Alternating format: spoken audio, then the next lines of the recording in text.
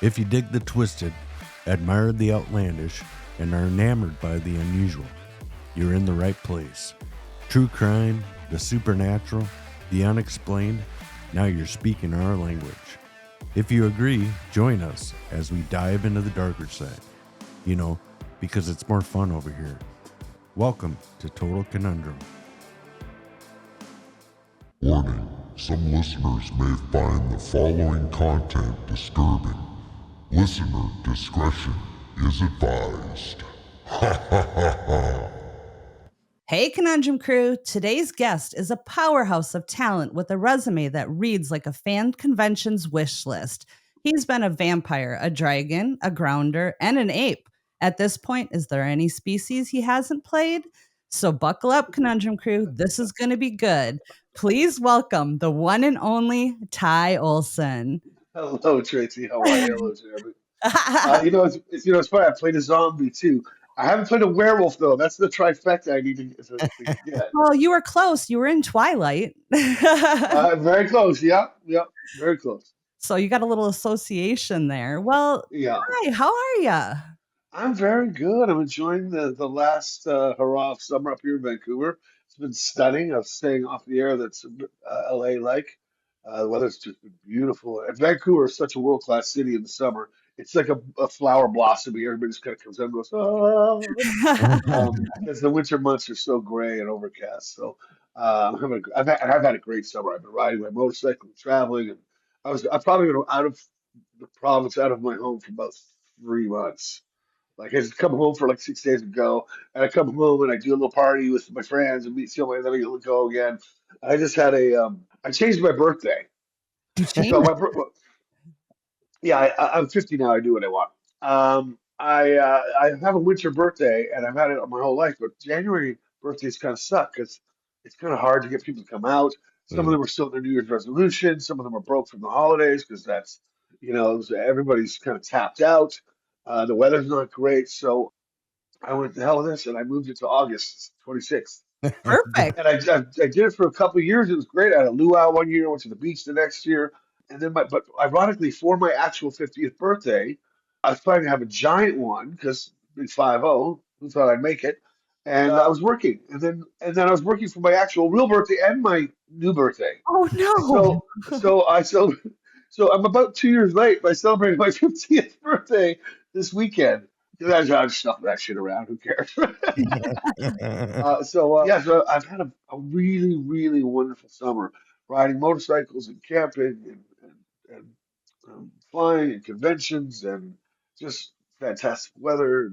I did a 6-hour float on a NW River a couple weekends ago, like big dinghies and drinks, and you just float down a river for 6 hours. That's It's awesome. amazing. So I've had a fantastic summer. But today I'm doing a sober September. Well, semi-sober because I have to go to Australia.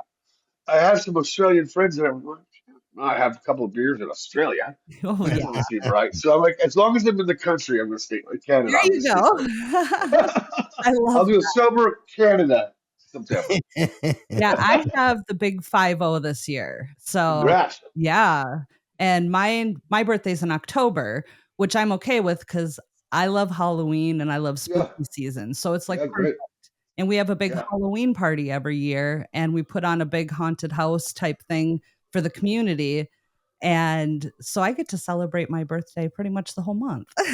Amazing. And October is such a pretty time of year too. It In is. especially your part of the world, right? Yeah. I imagine it's stunning. Well, except for the last couple of years, we've had rain and snow, and it has like destroyed our display. And yeah, last year we were literally up all night trying to be able to keep it open for Halloween. Yeah. And the snow was so heavy, it just 30 plus pop-up canvases just crumbled. Oh, yeah. Yeah, it was insane. But I do love Minnesota. Sometimes I have a love-hate relationship with it. I understand that. Yeah. Well, Ty, let's let our listeners know a little bit about your early years and your personal background. Like, what was it like when you were growing up? I know I listened to a few podcasts, so I know I have a little bit of insight on this. I know you had a kind of a troubled upbringing.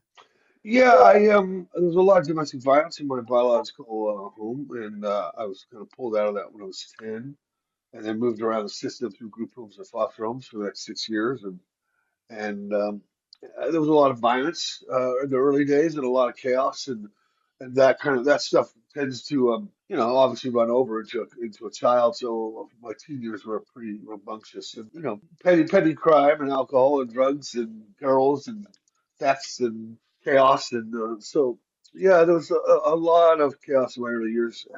I luckily have met some good people along the way at the right time, right place to help me move forward in life, and affecting me in such a positive way that I was able to navigate those waters without too much permanent damage, so to speak. Yeah, you learn from your mistakes. You definitely do. Yeah, yeah. Well, I, if you don't, then yeah, well, that there's the ones that don't too. I grew up yeah, in the foster system as a teenager. I lost my mom at a young when she was young. I was yeah, 14, she was 32. So I'm familiar with the foster system and stuff like that, and having yeah, to have that a little bit in your life. And yeah, I was fortunate. I mean, I had a few that were not so good in the beginning, but I ended up with a really good one at the end. So, yeah, well, yeah. and I know you had also had a teacher that was very influential Yeah, in your life. yeah, Judy. This is catching on now. They're all asking me about that because I get very emotional when I talk about it. I'm gonna try not to today. Oh, we Uh, don't want to make Go ahead. you Cut it out. Judy Craig, who was in she taught at Weeder Valley Middle School, and she was the French teacher, the drama teacher, and she was aware of the group home that was near the school that I was part of, and I think she just generally took most of the kids from that group home under her wing a little bit because she knew that we were all kids at risk and that we're coming from troubled backgrounds, and she was just that kind of woman who wanted to do her best to give us a leg up whenever she could. And I was a little terror. I used to show up like with 40s of vodka to grab a hash to school at grade 7. So know. Oops. uh, I was resourceful. Yeah. um, and she would do things like, "Oh, you smell like alcohol. Stay away from the other teachers and give me a mint and stuff." But she got me to audition for the school play, and because I loved her so much, I was like, "Yeah, okay." And it was for Henny Penny, the chicken who was afraid the sky's gonna fall, and in a play called The Great Race. And it was inherently funny because I was a big kid and I was a bit of a terror and I fought a lot and stuff. So to see me playing this, this chicken who's afraid of the sky falling was inherently funny. The joke just is kind of is already there. You don't even have to work at it.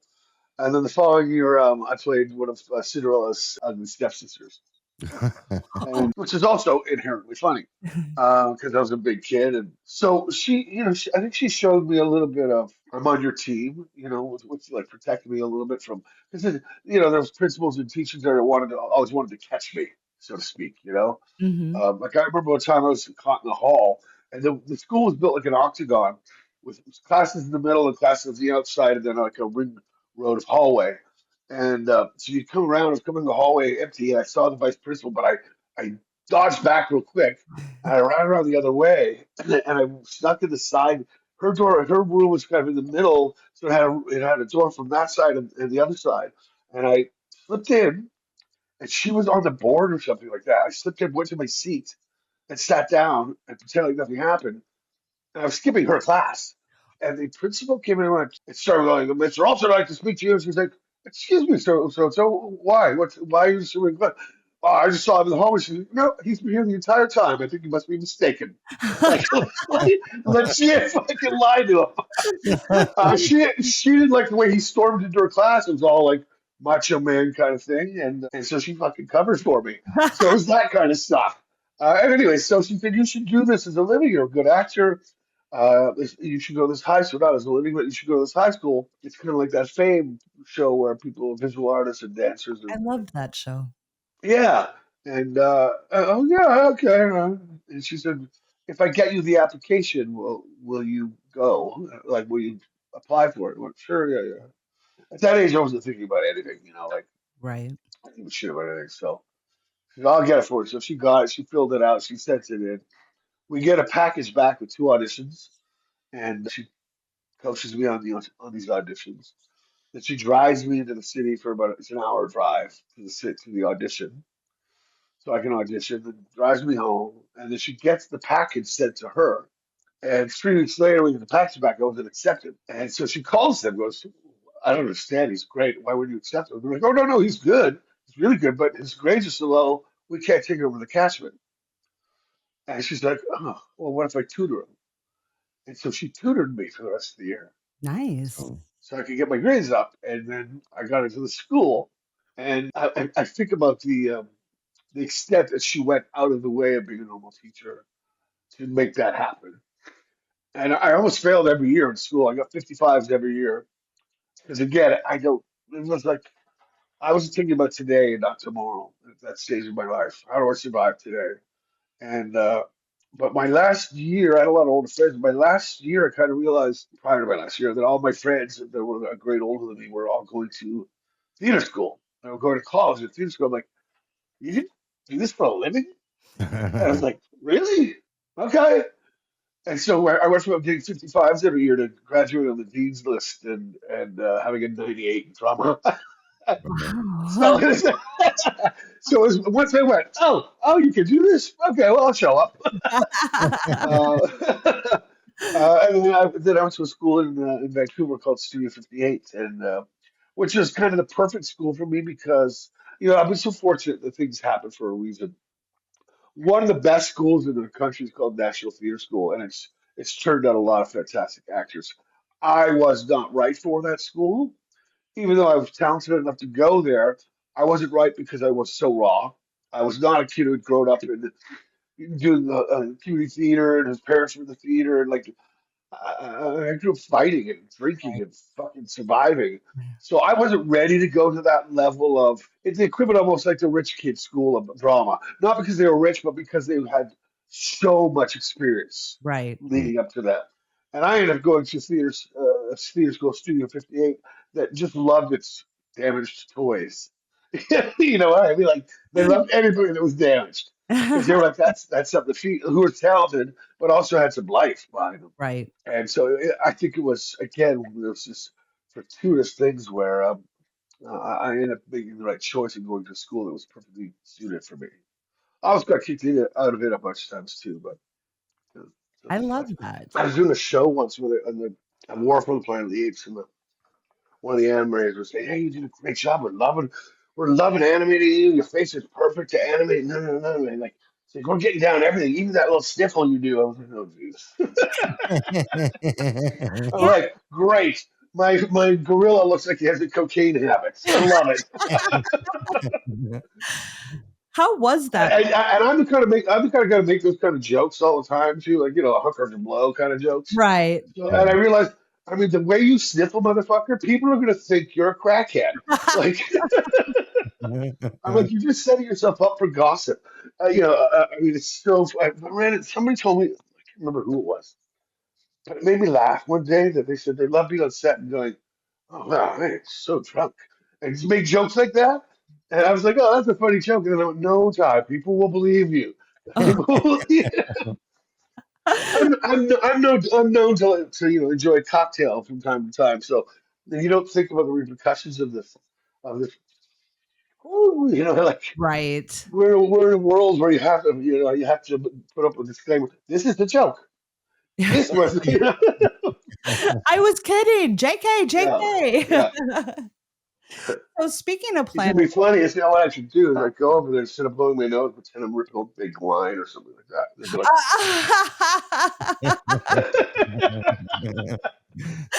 "All I right, can imagine how fun it would be on set with you. You just oh have my so gosh." much personality. The thing is, sometimes I'm just so stupid. I don't know what I'm doing. I get myself in trouble for shit I didn't do. Well, and I think that's the big difference of being like born and raised in LA or being in LA and being in Canada because it's like two different worlds. Yeah, So you yeah, have yeah. I people mean, in listen, Canada. the world has gone mad. Make no Oh, mistake. Like no, especially definitely. especially with social media and even recently, have you realized like the last year or two, because AI is suddenly gone boom, right? Like we knew it was coming and we saw little trickles of it, and now it's just bang. And literally, it used to be always like you'd look at stuff and you'd be like, okay, I should double check that, verify that news. Blah, blah, blah. Is that really the video of the guy talking? It used to be, but now it's like you can't fucking trust anything. No, Yeah. There, like you literally cannot trust anything it's because crazy. people, and I don't know what happened to. I don't know if we've relaxed like laws or if people have just lost their sense of ethics, but people will say shit. Like people will post shit. It used to be like those scummy magazines that would post like what's that thing, the National Enquirer. There was Right. one or two of those that would post garbage news, blah blah blah blah. Now the entire internet does that. It's like it's Yeah. not just one or two where you're like, oh, it's the National Enquirer. It's fucking everywhere. It's And everything, it's and crazy. I mean, at what point do we? I don't want to ever censor the news. You can't do that. But at one point we go, hey, you got to stop fucking. It's getting too real. You're gonna fuck people up. You're Right. fucking people up, and they're doing it now. They're Yeah. fucking people up with this misinformation and garbage, and I don't know how the Fox News is not a news entertainment place. It's an entertainment. Oh, It's really? registered. It's registered under entertainment, but it's called Fox News. There's a difference There is a big difference. between entertainment and news. Big Yeah. difference. And viewers or listeners, look that up. And I'm not shitting on anything because I'm Canadian. It's none of my business. But other than I'm a part of this world, and some of that's my business. Yeah. But I'm just saying, looking up, it's registered as an entertainment source, which is why they can curb the truth. That's That's scary. it is very scary. Yeah, you'll scroll through on social media, any of them, and it's like you look and you're like, "Oh." Then you fact check it, if you can fact check it, and you're like, "God, why? Why do that?" I mean, it's all clickbait shit. It's a full-time job to fucking verify all this It shit, dude. is. Yeah. So I will say, hey, so I saw this video. I have not videoed it myself yet, but like you have to give the disclaimer that this might be a lie, or I'll say something and I'm like, well, you know what? I haven't checked on that. And go to Snopes or something, and it's fucking exhausting. We have the ability to have all the information in the world at our fingertips, and it's just garbage. Yeah. This, anyway, that's my rant for today. Well, and not only that, what do you benefit by, like, announcing that a celebrity died that didn't die? They did that to my husband DJ. Like they go celebrities who have died. It's just like motherfucker, I'm not dead.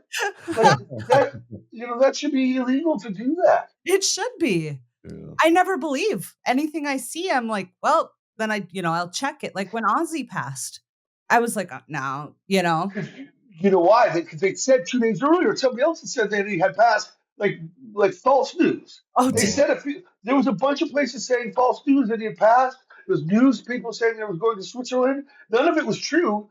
And then the motherfucker did die. yeah, Like, Mm. how shitty is that? that is very shitty. Like, what a fucking thing to do to somebody and that poor family. I know. Like, leave them alone. Isn't that such a? Ozzy was my childhood. He was my teens. He was my adulthood. Like, I'm a big Ozzy fan. I have been forever. Black Sabbath, Ozzy, I've loved him forever. And even though I fell off some of his music, didn't get exactly where I wanted to be by the end. I loved him. I thought he was fantastic, and and I thought it was so cool. I think he literally stayed alive long enough to do that last concert. I Yeah. Like I know. really do think that. Yeah. And he like went off. He's a spectrum. He's a spectrum dude. Let's be honest. Oh He's yeah. 100% on the spectrum of something, right? And I think he literally was. His only goal was to do one more concert Yep. because he needed to say goodbye, and then he was like, "Oh yeah, that's it. All Yeah. right, bye, Sharon." I believe that too. Yeah, Yeah, it crazy. was really weird because I somehow I don't remember what I watched, but I went down a rabbit hole of binging the Osbournes, Jack and Ozzy's their road trip show together, Yeah, all these shows from, back in the day. We were sitting there binging all of those, and then he passed when we were in the yeah, middle. I'm like, now it hit yeah, even more yeah, emotionally yeah, because it's like it yeah. rekindled all of those Aussie feelings. Yeah, yeah, yeah. I just saw a clip today that I'd never seen before. Sharon being interviewed, and she had said um, that I didn't know how to read or write for a long time. That he was dyslexic in school. It was back in the old days, just post-war. The teacher, put him in the front of the class and face the class, and he was teased a lot at school. So he would run away at lunch and go sit in what they call bomb areas. Back then, there were still a lot of areas of London that had been bombed, or England that had been bombed, and Mhm. listen to music and stuff. I was like, so interesting. Like, imagine growing up in that era, in a factory town like in Birmingham, and having dyslexia or whatever, and being clearly on the spectrum, and in a time when nobody understood that shit, nobody had any patience No. for it. Yeah. Crazy. Well, even when we were in school, in our generation, there wasn't any mental health, there wasn't ADHD, none of those diagnoses. Like we had this one kid that would always disrupt the class and would just be crazy all the time. And the teacher's way of solving it was, I'm going to grab you by your bobber and throw you out in the hall, you know? Yeah. So we didn't have any of that. Yeah, and we also, everybody had an uncle who was, oh, Uncle so and so's a bit weird. He always switched the light switch on and off sometimes. You never think about it. It's like, yeah, you mean the OCD thing? Yeah, right. Yeah. But yeah, it's a No, totally different yeah, era and different way of people growing up with those diagnoses and having yeah, to, get help for some of yeah. them. But yeah, so yeah, Ozzy, he's that was really sad. What a great! Did you watch the last stream though? That streaming concert? I haven't yet. I haven't We've brought watched, myself to or do it. I've watched bits of it. Yeah, it's real long, but Yeah. it's worth watching. Put it on the background, when you're cleaning or something. You watch them if you like the bands that you like. But he sounded really good for most of his. They didn't do a ton of songs, but he sounded really good until he got to some of the emotional stuff, which made then he lost his voice because he was emotional, which made us emotional, and it was really it was sad but encouraging. He was in this, basically strapped in his wheelchair. You see him trying to get out of it. He's Yeah. like, oh. Yeah. I was just like, there's a madman. He's like going to his grave, trying to do his best. And it was awesome to watch. It was awesome. Yeah, I haven't been I've able. always been a big fan. Oh, me too. I haven't been able to bring myself to watch it yet because Jeremy played the video on YouTube of him and Kelly singing together. Oh yeah. Yeah, I started Changes. bawling. yeah, I'm like, yeah, "I can't do this. I can't. Yeah. I can't watch this." So there's a young performer by the name of Youngblood too Troy. that's got real hot in the news, and he does a version of Changes Yeah. on that thing that'll blow your mind. It's so good, Yeah. Jeremy's been so He's good. good. following him. Yeah, I He's a like. good kid, right? Yeah, Yeah. yeah, interesting cat. I haven't listened to too much of it, but Jeremy's been talking about him a lot, so definitely have to Yeah. check that out. Yeah. Apparently, all the ladies our age are all like, He's cougar. yeah, I guess. Yeah.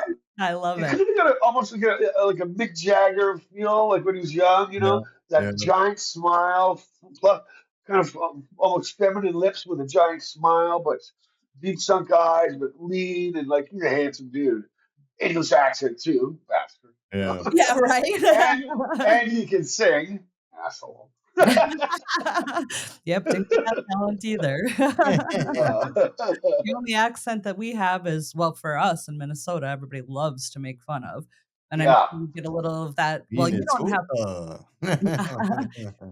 but a lot of people will say that we do the "a boat" and, yeah. that's not us, that's Oh Canada. yeah, he ain't going down to get to play some soccer. Yeah. Going Oh, yeah, going you to get bet. some milk. No. Oh, you bet. Oh yeah. I Oh mean, believe yeah. me, I say a lot of things that I grew up in northern Minnesota, so Yeah. Jeremy loves to make fun of me about some things that I say, and some things I Hello? don't even. Yeah, hello. Hello? Blame it on Canada. You're just a little too close to Canada. It's bled over. Yeah, Our goofiness is bled over into you. Yeah. I love I love the goofiness. Bleed over Yeah. all you want. Yeah. All right. Well, can you tell us about your first acting job, paid or unpaid? And if you have any audition horror stories from the early days. Oh yeah, I got bloody both of those. So it's so funny is my first job in a professional theater was community system. So I had gone to this new school. I'm a big kid, and I grew up in a rough, rednecky kind of area. Like I grew up in an auto area, and Ottawa's the capital of Canada, but it's surrounded by little redneck towns. Okay. And those little towns, you fuck, you fight, you drink. That's a weekend. Yeah. And I was like day three of a new school, and the school bully wanted to test me out and broke his nose, and it didn't go well for him. And but I got charged with assault, Oh. and so I had to do community service. But we somehow swindled it to make it so I could do community service at a local theater. And so I was like the curtain kid, and I ran around and like for the whole run of Frankenstein. And it was actually a really cool experience. I got to meet all the actors and grown up actors doing the thing and see the back workings of stage. So that's was my real first theater experience, like true, like I can't even remember if it was professional, but my first gig was I just seasoned at the Shaw Festival in Niagara on Lake, which is kind of like the Shakespeare Festival, but for George Bernard Shaw. Okay. And I was very fortunate. They let me graduate a few weeks early from theater school so I could go start the season there, which was a big honor at the time. I think I was the only second student from the school to have ever been hired by them at the time. It's a repertoire theater company. It's the second largest in North America. And as for a theater actor, that's a deal. Yeah. And I did 12 understudies that year. Wow. And yeah, and three of them in the same play. And if you know anything about George Bernard Shaw, is he likes to talk a lot. There's a lot of and in fact, I played in that play, Good King Charles in Golden Days. I played a Quaker, a Dutch painter, and a prince. I think all with different accents. And when I was doing the run through, because all the understudies they make you do a run through to make sure you know the dialogue in case you have to fill in. Right. It's literally like walking from mark to mark doing this, talking to myself in different accents for entire scenes. So I knew everybody's accent, everybody's lines, and everybody's blocking for three different characters in the whole play. Um, Jeez. yeah, and I remember the stage manager going, "Wow, that was really impressive. I'm gonna make sure people know that you because I killed it. I made sure I was gonna kill it." Um, and then my very first film and television job was actually X Files. Okay. And so I love the film and television subtlety and the money and the in and out of it sometimes, I like the excitement of it. And I actually love the audition process. Back in the day, I loved it more than I do now, but I love the challenge of figuring out something new Right. and having to do it fast. So I was in Shaw Festival and I got a call, so I'm neck deep in theater, and I got a call from the Toronto casting agency saying, "Oh, you know how hard it was to find you because I didn't have an agent at the time. I'd gone right from school into this thing without an agent. So again, kind of unheard of. And Right. they're like, his name was Dennis Fu, a Canadian playwright, who'd written this TV movie called White Lies about skinheads and violence and crime. He had seen my last show at Studio 58, where I played a post-apocalyptic version of Macbeth with shaved head, tattoos, steel pipes instead of swords, that kind of thing. And he wanted me to audition for the lead. I really had no idea how to audition for TV, and I blew it. I blew it really, really bad. Oh Really, no. really bad. I was super nervous. The nerves got the better of me. I didn't know what I was doing. I didn't know Toronto, so I didn't know where I was going. I didn't know what I was doing. I didn't know how to place the camera. I didn't know that I'd been just running the summer day, that kind of big stage acting for large audiences. And I just blew it. And I was so mad at myself. And I worked well under fury. And I just, from then on, I systematically kind of developed a system for myself based on the little things that I did know. Like we had done a couple of workshops before, but I knew how to act and I knew the process of acting and I knew how to approach script and I knew how to approach character. But it's much different in theater when you have 3 weeks to flush all that out. Right. And in film and television, you have one night. They would give it to you the night before.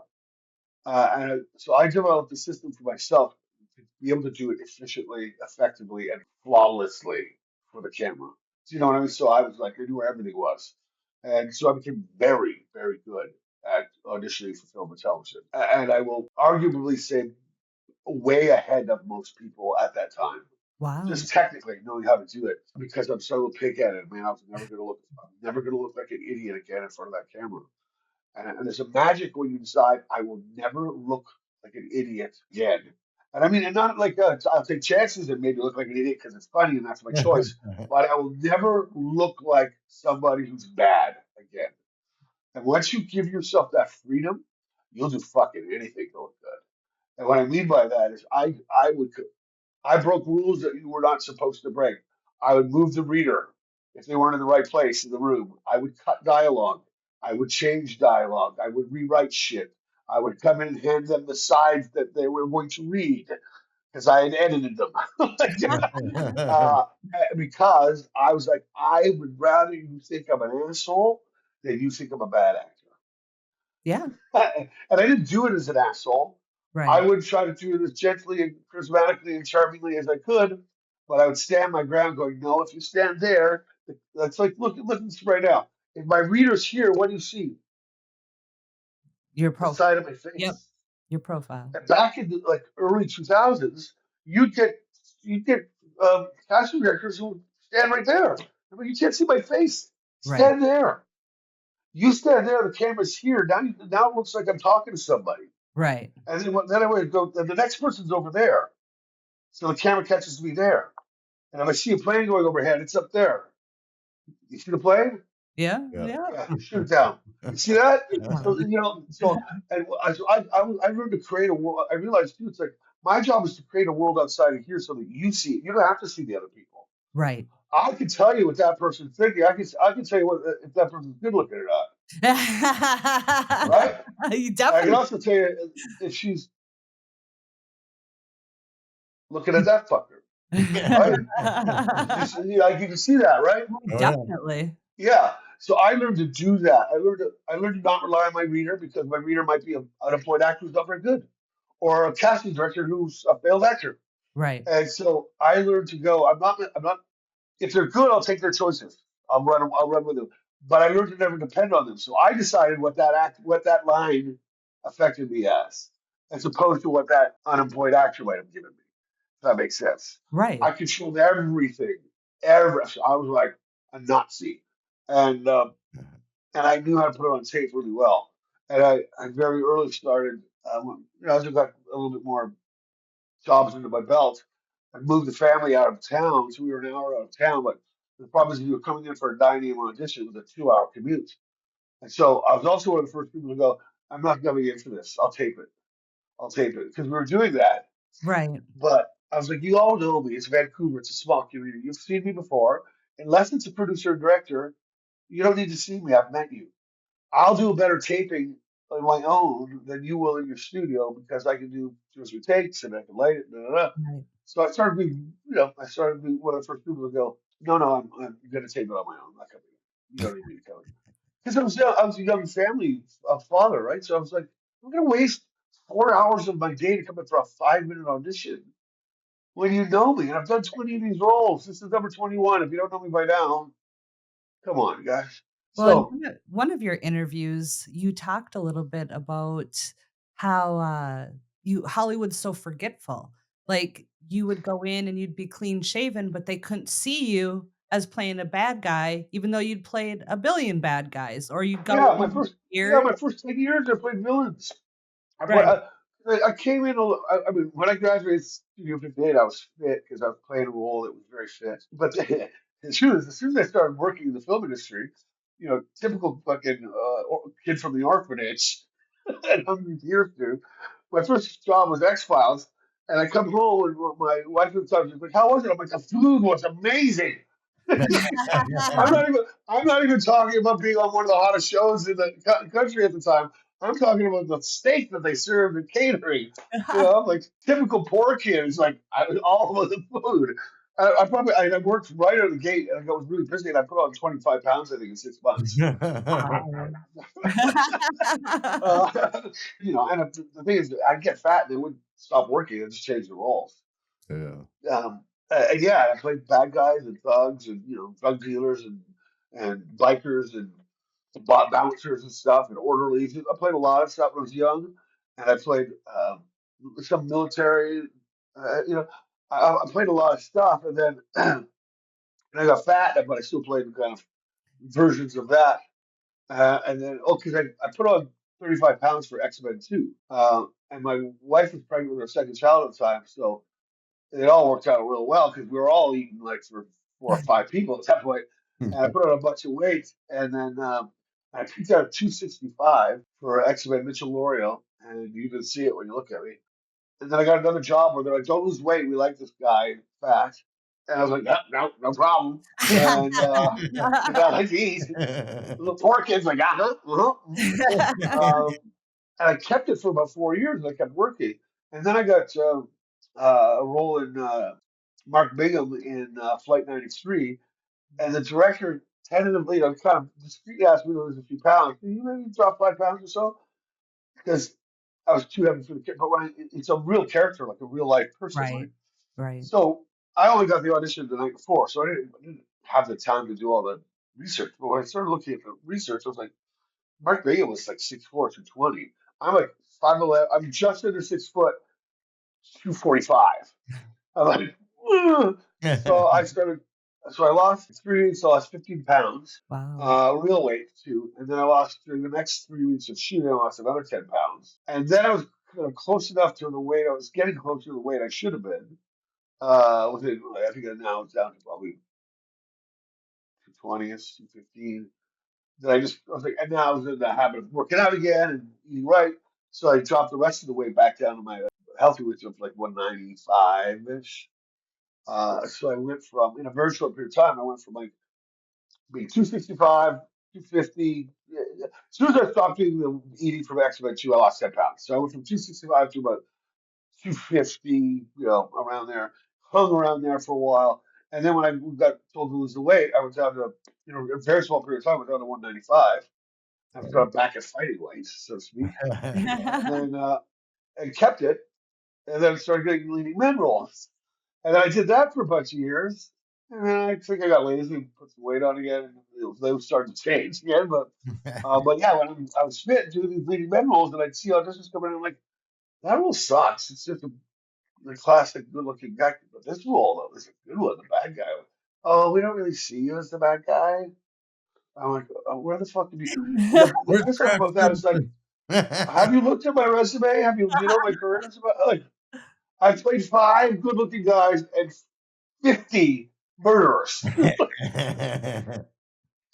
Yeah, very short memory in Hollywood. That I thought when I heard that little snippet of that interview, I thought that was great. I'm like, "Really? How can you?" I mean, they just don't have a I have, and it's man. funny. I have these great pictures. If you could find them, you should post them. I have a picture of me at the TSAs for Men in Trees, Okay. and I think I'm talking. I'm doing an interview. I'm talking, and I mean, we all go look back at ourselves in our early 30s and go, I go, that kid's handsome. You know,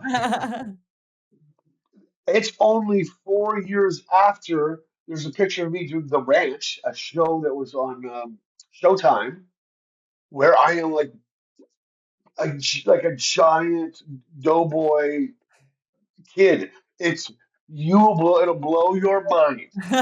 4 years difference. It'll blow your mind. It's so funny.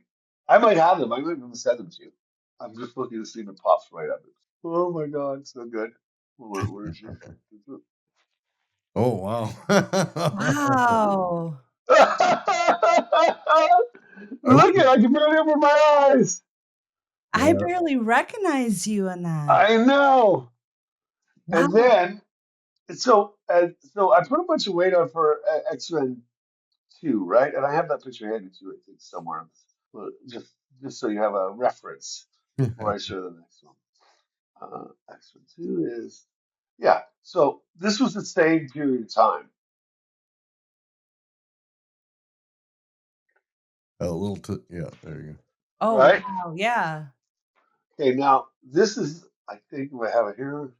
Actually, I can just Google this one because it always pops up. So I met uh, uh, Rebecca Romaine. Okay. Oh yeah. She was the woman who injects Mitchell Laurie with its stuff. And do you remember her? She was Mystique Yeah. in X-Men Yeah. 2. Yeah. Okay. Um, so I met her on this movie, obviously, and back in the day, and then I met her like 3, 4 years later at the TSAs, and I said to her, I'm like, I told you I'd put weight on for the role. That's because I was giant. This makes me laugh. I literally was 70 pounds lighter when I went, hey, Rebecca, it's TyOlsson with Mitchell Laurie. And she's like, oh my God. Wow. That's You pretty even look. amazing. I mean, you look like you reversed age too. Isn't it crazy Yeah, how that happens? crazy, right? Yeah, it's crazy. It's so funny. I just laugh when I like people go, oh yeah, you're really good at that show. Oh, and because the funny thing is, you do a role like X-Men, and it was a good role, despite the fact that I wasn't a superhero. It was a good role for a giant movie. I was thinking, it's gonna be great because all my friends and people I used to go to high school with and theater school with, they were like, wow, Ty really killed it with this great big role in the movie. Boys, we let him stuff go.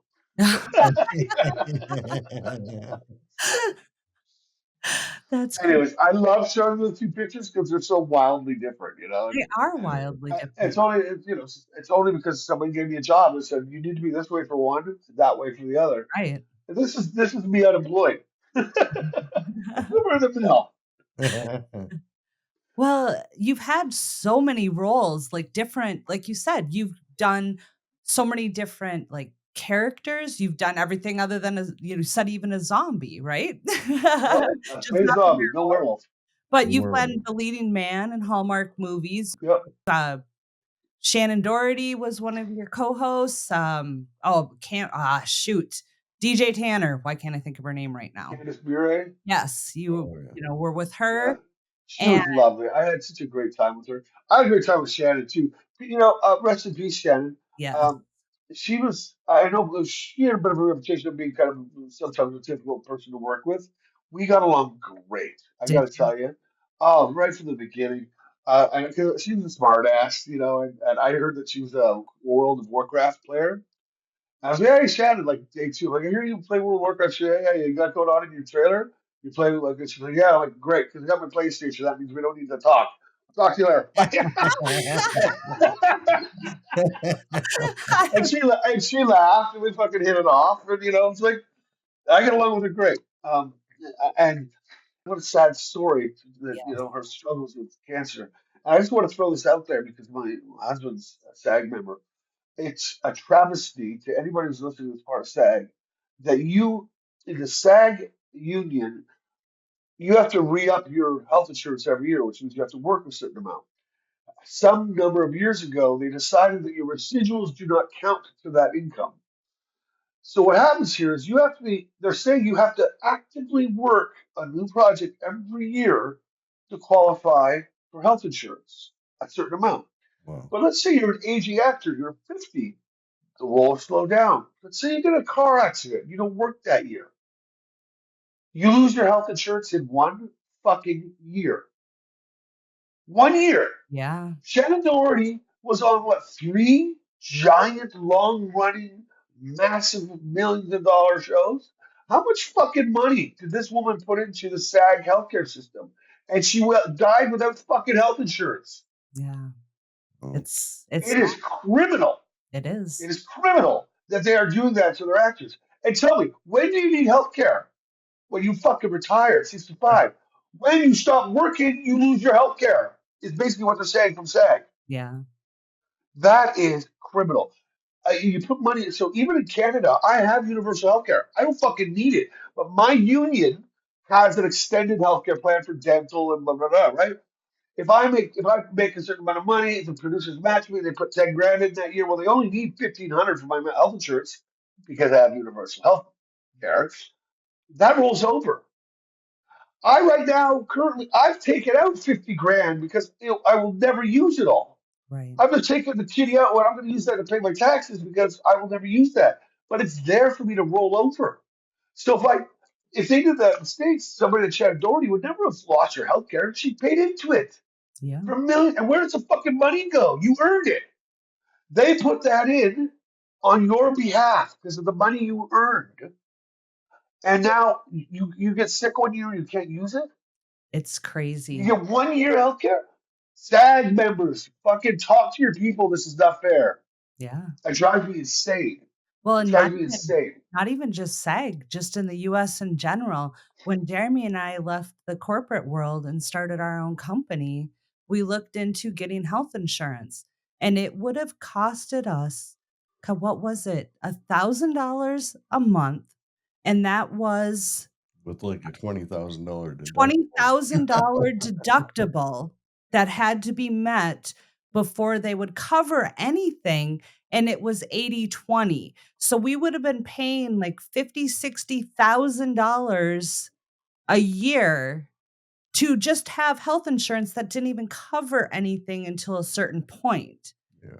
And so we went many years without having health insurance. Yeah. It's insane. The US Yeah. definitely, yeah, that's a They whole, want you to have health insurance while you're old, while you're young and good, can work. As soon as you're not able to work, no. We'd rather you just die quickly now. Stop draining the system. yeah, That's essentially what they're saying. Pretty much, yeah. Stop draining the system. You can't work anymore. Your health care is gone. You're going to go to the lower tier of Medicaid. And I don't understand the whole. People say you still get Medicaid. No. But if you've paid for an insurance, a premium insurance, your whole life, and you've paid into it, especially if you've never used it, right. like why would that? Why would that ever go away? Well, and for her, Especially if you, like in her instance, she was sick too. So yeah, couldn't work. So yeah. catch 22. And luckily, she wasn't financially ruined by it because she was very wealthy. But it wouldn't take that long for, even if you're a low-level millionaire actor, which there's not many of. People think about every actor's rich. Most of us are not. Right. How long does it take you in the States to burn through $1 million of medical? Yeah. $2 million of medical. Not found Uh, long. I'm a big MMA fan. Ben Askren, who is I think, an Olympic caliber wrestler. I think he was nearly on the Olympic team. He teaches college wrestling, teaches wrestling programs. Was the ONE FC champion. Fought in the UFC. Pinnacle of health. Never smoked a cigarette in his life. Got some kind of infection. Screwed his lungs. Needed a double while he's in prime. Like he's not even 40. Had to get a double lung transplant. His health insurance didn't cover it. Wow. That's insane. He's a non-smoker. Right. He's an active professional athlete who's retired and is clearly still at peak health. Right. And they would, how does that happen? You should be able to let this go. At least refund me all the money I've given you then. If you're not going to cover this, then I want the last 15, 20 years of insurance money back. Right. Yeah. Yeah. Anyways, that's my rant. It just drives me nuts. Yes. Where does it go, SAG? Where does that money go? Yeah. And they purposely did it that your residuals don't count anymore. Because somebody like Shannon Doherty, getting residuals, she could retire. The residuals should have covered her health insurance Right. for years. She should have, her and her kids are probably covered. Should have been covered for years. But the amount of residuals she get, Right. that should cover it because it's not a giant amount to make your health care. But they wouldn't let her count residuals. That's crazy. I don't know. Yeah, you know what it's called? Theft. Yes. Yeah. It's called theft. Yes. That is the perfect. So is that a new thing from the 2020 strike or whatever? No, I think it's been going on indefinitely. And you know what? When I pointed it out to DJ, because he told me how the system works, I was like, "What are you talking about?" Yeah, no. I'm like, DJ, we don't even do that. I have universal health care. I don't run out of the extra. We put it in the kitty. And I was like, "Where's it go?" He goes, "I don't know." He goes, "What do you mean you don't know? The money's put in on your name because you earned that. It's based on how much you've earned from that production. They put in a certain amount for your health care. Like, it's fucking yours. Yeah. If you're not going to tell me you don't want your health care, just give the money directly to me then. It's your fucking money. Right. Yeah. They put it in based on your income. You earned it. It just goes away? Again, it's fucking theft. It is. I don't Wow. know. It's just crazy. It's crazy. And DJ was like, I don't know why I've never even thought about that. Now he's up in arms about it too. I'm sure. But ask yourself, why would they do that? Why would they discount residuals? Well, because they don't want an actor who's retired, even if they've had a great career, they don't want them sucking on the tit of their SAG insurance because they're no longer making big money. So they're You know, not it's funding just it anymore. now, yeah, we'd rather you just die. Hmm. That would do us, be much more helpful, better for the economy, better for the union. Yeah, remember, if you all just died. Wow. Well, and if there's people here who disagree with me, I welcome your argument as to what it is that they would stop using residuals counting towards your health care in the SAG union. If you have a good reason, please explain it to me. Yeah.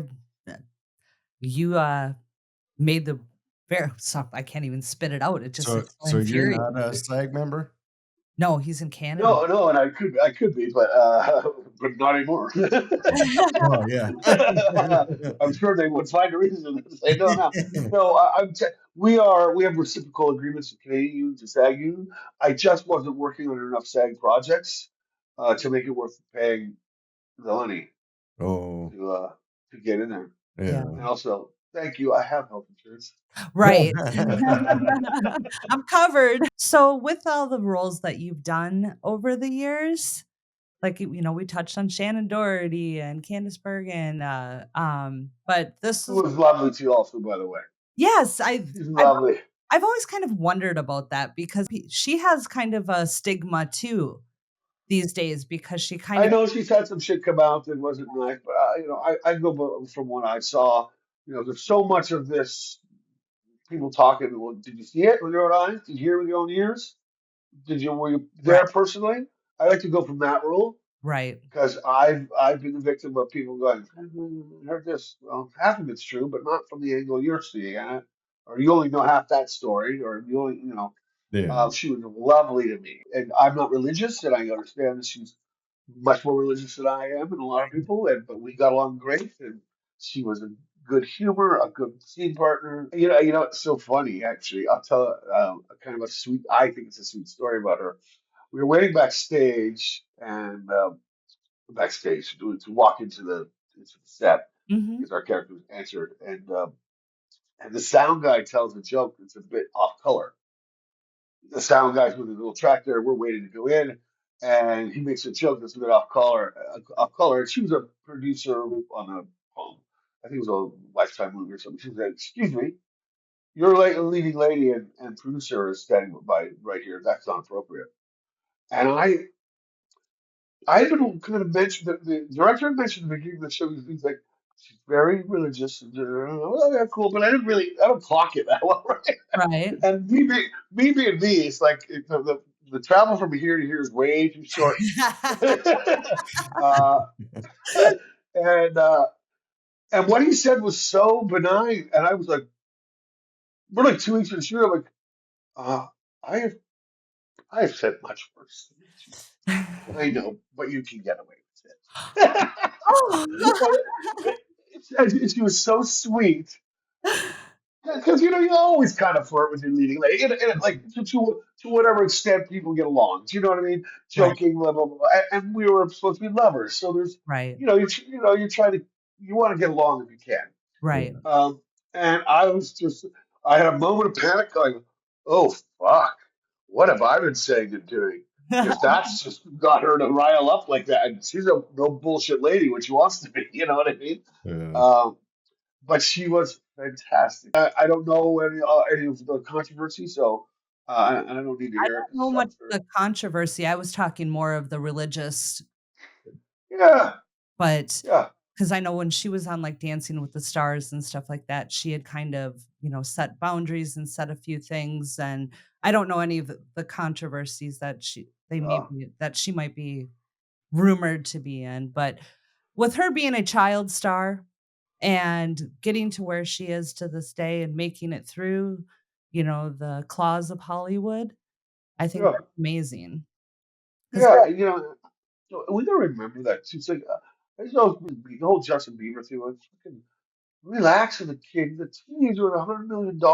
Right. Like the level of absurdity it is to have a kid to have that much money and Right. to be unbridled. You know what I mean? Like Yeah. I mean, and I'm not even a fraction of the scale of what that kid had. I'm not even a percentile of it. And I made stupid mistakes, like I continue to, but hopefully not the same one again. Um, we have to understand that, like a kid like Justin Bieber, of course, is gonna fuck up. Yeah. People learn lessons. We're all Oh, human. We all fuck up. what one of us didn't make a stupid mistake or stupid mistakes when we were teenagers Uh, and young adults? But the difference is we weren't in the limelight. We weren't, yeah, yeah. Well, we were from a generation where they weren't taking pictures of it. That's true. Yeah, we grew up without social media, cell phones, none of we got away with all that shit. Yeah, I know. Thank God the cops would still be coming to my door for some of the shit. Um, I remember DJ when I first met DJ, which was really 13 or something like that. He was so interesting because he hit celebrity status, a large celebrity status, very young Yeah, and right out of the gate, like big time out of the gate. And he said a bunch of things to me that always stuck with me. One of them was I suggested something like, "Oh, let's go here and that," and he's like, "Oh, I can't do that. I'm a celebrity." And he said it not with I can't do that. I'm a celebrity. He said right, it like it'd be kind of like saying a guy back in the '50s going, "I can't do that. I'm black." You know right. what I mean? I can't go to that pool or that drink from that fountain or whatever. I'm black. It was just fact. And because he was like, the fact is, I can't go there because it won't be safe for me. It'll be or it's not. It'll get in the papers. Blah blah blah. Whatever the case may be. And it was so interesting to hear that because we always think of like it sounds it could sound so arrogant, Right. but it simply wasn't. It was. It was just an is. The is I can't do that. I'm a celebrity, and that won't. It's like um, you date the girls. You like to have sex in public. You're like, I can't do that because Yeah. my sex in public would be, if I get caught All over sneaking in the bush, it TMZ. would be all over the papers. Yep. Like a normal couple might get a little, but if a celebrity gets caught having sex in the forest, it's all over the papers. Right. You know, um, I couldn't and imagine so having paparazzi following you around everywhere. Everywhere you go, you're being called out and not sitting there eating dinner. Go to take a bite of food, you got somebody walking up to you. walking into the 7-Eleven on mushrooms, giggling your ass off, and somebody takes a picture and posts it. I've had it happen, right? And I'm like, motherfuckers. Do you Where know how were hard it was? Do you you? know how hard it was for me to go into that 7-Eleven on mushrooms? But I needed some snacks. And you're taking pictures and posting it. Yep. Right? So, people don't think of that. No. It's like, the other thing he said too, and I think there's a lot of truth to this, is people are always go, oh, people change when they become celebrities. And he was like, people around you change first. Right. And it's really, really true. Like the amount of times, like fans, or I've even had family members going, "Oh, you're welcome to stay at our house. It's probably not what you're used to. And it's not the Ritz." And I'm like, I fucking grew up in shitty, broken down, impoverished neighborhoods. Right. I'm like, but you think as an actor that I'm not grateful that you've offered me your bed and your room and a place to stay or your couch? I don't give a fuck if you live in a trailer. Right. But people do this assumption that like, oh, it's wrong with this, or they.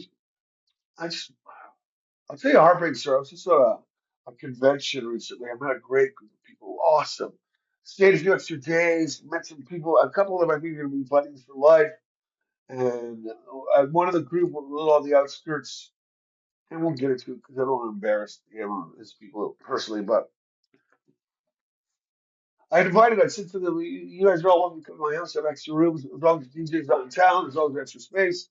Let me know. I love visitors. I love sharing my city. Uh, and uh, and then, one of them who shall remain unnamed kind of texted me and basically not only said, oh, I'd love to come visit and bring my girlfriend. Yeah, man, anytime, let me know if I'm here in the places. I got a spot for you. And we all know hotels are the most expensive thing anywhere, Oh right? yeah. Like, and then he quickly went into going, well, I'd like to come this month because there's a guy playing, musician that he wants to see. And I'm like, oh, that's cool. Yeah, the problem is I don't really have money. Like, well, I said, like you said, you can stay here. And no, I don't have money for tickets or for the flight. Mm. And the hint was, can Wouldn't. you buy me? Can you bankroll my entire fucking trip? No. I met this guy once, like Yeah. over 2 times over a weekend. I'm like, how dare you, man? Yeah. And how hurtful that I'm thinking I'm making genuine connections with people, and you're fucking thinking you're gonna get a fucking free trip out of this. Yeah. First of all, I don't have that money. I'm a fucking Canadian actor, and I've been divorced. That's my ex-wife. I But can't believe the gumption of that's what I mean by people to change around you first. yes. You know, like no, you wouldn't do that to. And I would say this too. It's like people are like, uh, I don't, I don't have drinks to it. Oh, I don't care that you're an actor. I mean, I don't even. Sorry, I don't even know what you've been on. And you're like, okay, great. I don't know what you've done either. I don't need you for a living. Yeah, I just want you to know it doesn't matter when you're an actor. But yeah, and, let me ask you, when was the last time you told a carpenter, I don't care that you're a carpenter? The fact that you think you have to go out of your way to tell me that you don't care, Right. you've already made it clear that you somehow give a shit. Right. It's important to you that you know that I don't think that you think that I'm special. Mm. People around you change first, and Definitely. it's crazy. And I've seen people treat DJ differently than me because he's a much more famous actor than I am. They're like, hey, you were really nice, but your buddy, he acts like he gets shot spot from home. Something like he does. He does. He's also gay, and you're a woman, and you're like, so what do you think he owes you? He did the same thing that I did. Cheers. Right. But I'm okay with the way I said thank you, and he's not okay with the way he said thank you. He doesn't owe you his fucking time. He doesn't have to suck your dick because you bought him a drink. Right. Like what people think, because I was a minor celebrity in comparison, and they just automatically assumed that he was being the rude one, and I was nice because, well, fuck off. We did the exact same thing. That's all in your head. Right. He talks You about a know? lot of those kind of scenarios on his podcast as well. He talked about one situation where him and this guy were kind of started going kind of head to head because the guy was being so rude, and you stepped in and you were kind of diffused the situation, and you told him, you're like, I'm here. If something ever escalates to that, you're there to help him, but let's not get it to escalate to that point. And he was like, I was dumb in that moment. I should have just, turned a cheek or whatever. But when you have people coming at you from all directions at all Yeah, times, sometimes you're going to break. And I'm yeah, like, that's just the human thing in you. yeah, So, yeah. Yeah, he gets such fucking rudeness sometimes to people. People, come on and come and go, I don't know who you are, but my daughter loves you, so can I get a picture? oh, That kind of shit. Or, what was that stupid movie you did? oh my God. And of course, we have the humor to go, you're going to have to go deeper than that because I've done a lot of them. Every actor can say that.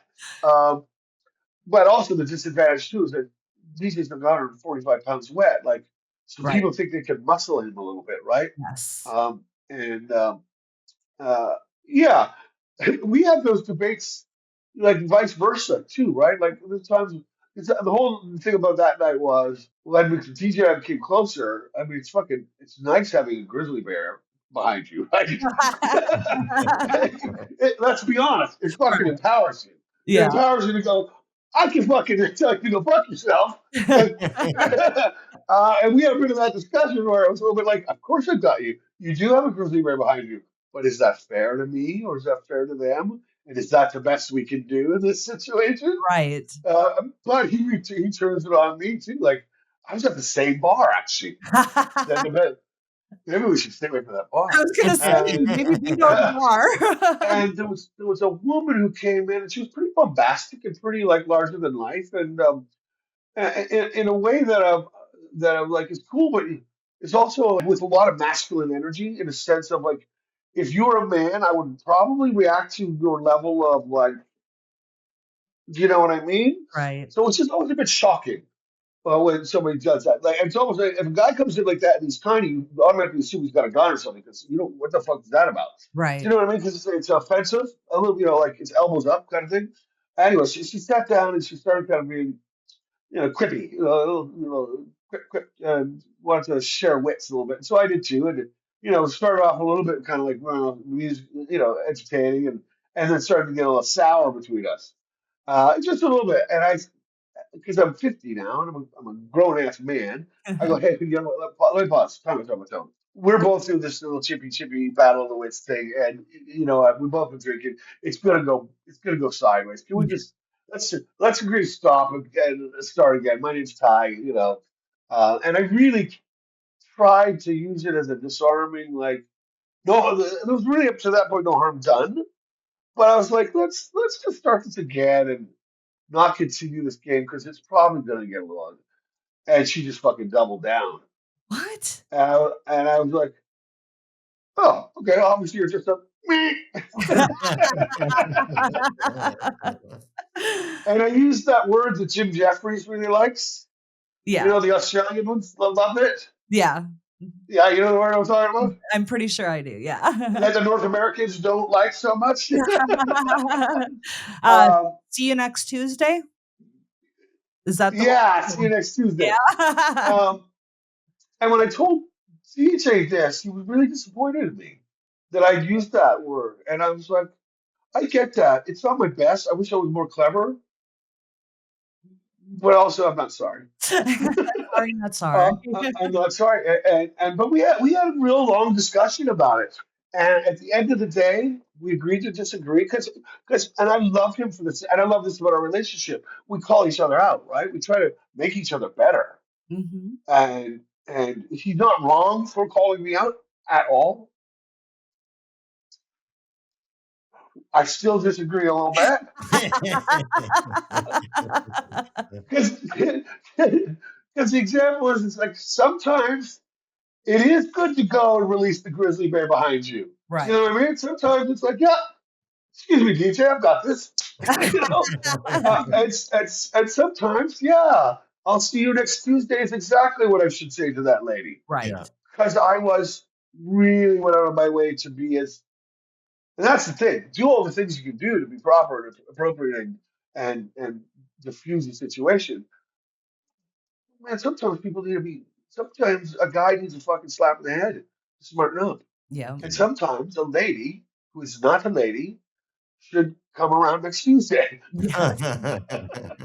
I get myself in situations sometimes because I have a hard time watching people berate or bully people. And so then my filter turns off. And I was at Goodwill one day, and this woman, I was at the checkout, this woman was completely screaming and yelling at this cashier. She was new. She didn't know what she was doing. It was probably for a $2 item. You know, it was like, come on. And she kept screaming and screaming at her, calling her stupid, incompetent, all this stuff. And then this other woman comes up and she's doing the same thing to her. I just keep looking and I'm like, "Just don't do it, you know." Yeah. And all of a sudden my cashier was like, "Have a great day." And I turned and looked and very loudly I said, "I would have a wonderful day if people would learn to respect other people and learn when to shut their pie holes." And she looked at me and she's like, "Are you talking to me?" And I'm like, Yeah, "Yes, you. I am." And I'm like, "Does it make you feel like such a better person for putting these people down?" And I just went on and on and on. And I was just like, she kept coming at me. And I'm like, "You're not even worth my breath." And I turned and walked away. And as I walked away, all these people in line started clapping and cheering. And I was like, "Oh, Yeah. God." Then I apologized to my friend for making a scene that was with us. I was like, "Sorry." She's like, "No, you were right in that, but I can't Yeah. stand when people do that." it's real tough for me because I grew up around a lot of violence, I and I did grew too. up with a very bad temper, and I watched my mother get abused, viciously abused for years and years and years. So I have a real problem with bullies as well. And I think every significant scrap I ever got into is beating up a bully. Right. And so I have a real fucking hard time with it. And it doesn't matter the gender. I won't hit weak women, but I still like, well, I don't like when a woman thinks she can bully a man, like, or anybody thinks they can bully somebody. I fucking hate that. A very similar story. 2 blocks from here, there used to be a family owned Asian little convenience store market, and they also had a flower shop in it. And it was clearly family owned. It was kind of that cool, like a little bit of everything kind of store. And I was in there the day before Valentine's Day. I was buying a couple of bouquets. I think it was I think I was buying two for my daughters and one for a lady I was dating. And I went up and I picked the bouquets out of the thing, and I went and paid for it. And the sister puts a wrap, and she said, "Yeah, to back to the store. There's a table. There was a short line of people getting their thing wrapped." And I guess you could also get a bouquet made if you want, right? Okay. As opposed to just grabbing something. So I'm in line, and the guy is a guy, a woman, a guy, and a little, and it doesn't matter of size, but I'm gonna tell the truth about how I feel about this. He wasn't that big, he's a small kind of guy, and he's fucking talking to her like he's doing that like her English is fine, but he's like loud talking to her like she's stupid. Yeah. Condescending. No, you gotta pay. No, I want more than that. Like, look, you gotta put like really. And I'm listening, and he's like, and I was like, hey, buddy, if you don't know what it is you want to purchase yet, maybe you should step aside and just think about your purchase because he hadn't bought it yet. He hadn't made the bouquet. Right. Like, I'm like, maybe you should just think about what your budget is or whatever, so we can just get our done wrapped up. She's like, and he turns to me and goes, would you pay $120 for a bouquet? And I went, the day before Valentine's Day for someone I love? Yeah, Yeah. yeah, I would. Because remember, it's the day before. And you're in a fucking little tiny market, dude. It Right. is what it is. Mm. And he goes, fuck you. Turns around. Oh. He's fucking half a foot shorter than I am. And I'm not, and I should have done better. This is how I should have done better day. But I'm also in my head, like holding this bouquet of flowers in my hand, going, in what fucking timeline, what bizarre reality do you think you can talk to me like that? I'm a Taekwondo black belt, and I fucking hoofed him so fucking hard he went 8 feet into the wall without thinking. I just fucking now not a kick that's meant to really hurt. More of they call it also a teep kick. It was like a fucking straight kick, and I just fucking launched him into the wall, 8 feet, and I went. But here's the problem with growing up and maturing. I immediately went, oh fuck, die. Yeah, man. I turn around and walk out, and I'm walking down this. I'm like, I don't need it fucking wrapped. I've already paid for it. Believe me. And he starts chasing me with his phone, and blah, blah, blah. And the problem is with this little tiny man. I'm going, listen, I should have done that, but you're being an asshole. Let's just call a spade here, all right? Let's fucking call it. I lost my temper. I shouldn't have done that. You're not hurt.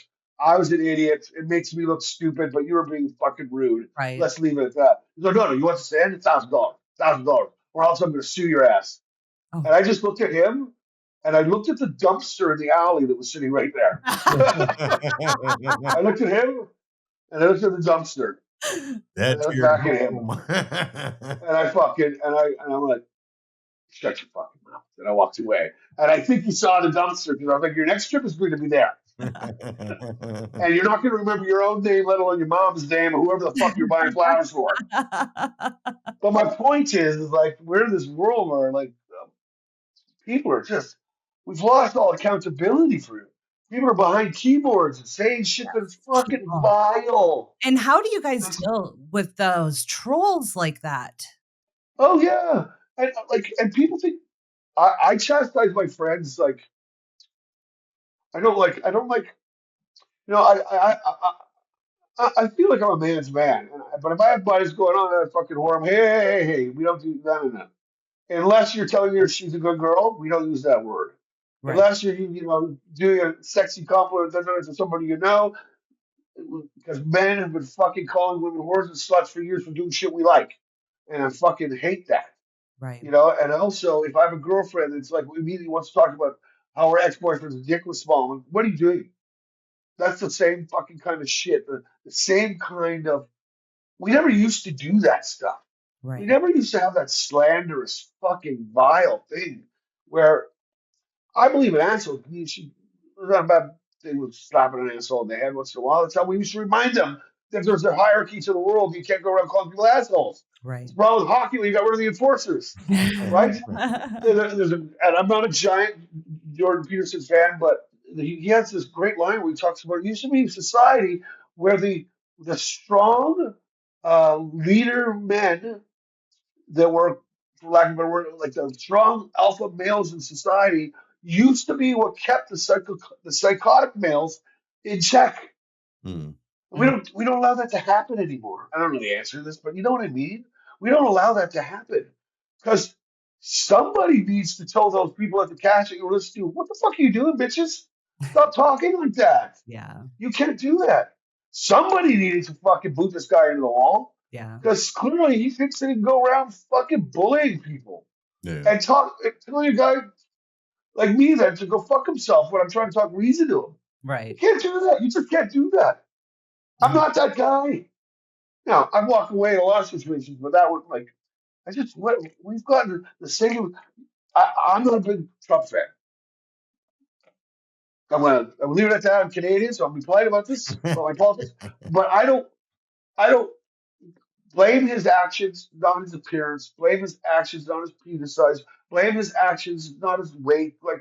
Like that shit's so fucking. It's so disgusting. Right. And I just don't. I don't know why I got off on that rage, but I just we're on this world, right, where it's like bullies and fucking everybody's a bully now. Everybody thinks they can say or do anything. Yeah. Paparazzi getting into people's faces and people hitting each other or fucking calling each other nasty shit or getting online or making up lies. It Yeah. should be illegal to Yeah. make a statement that somebody's dead. Yes. Yeah. It causes people pain. Yes. Yeah. I mean, like let's be honest. You open a fucking page, or maybe your best friend who happens to be somebody of note, like that might, and suddenly you read they're dead. So, oh, Right. Or they're how is that legal that we can do that to people? yeah. You can't say that shit. No. You can't make up shit that's so fucking. I don't like. We've got to figure out how to rearrange. Like, I don't know, man. We just can't do that to people anymore. It's so It's a fucked different up. world. It's a really different world.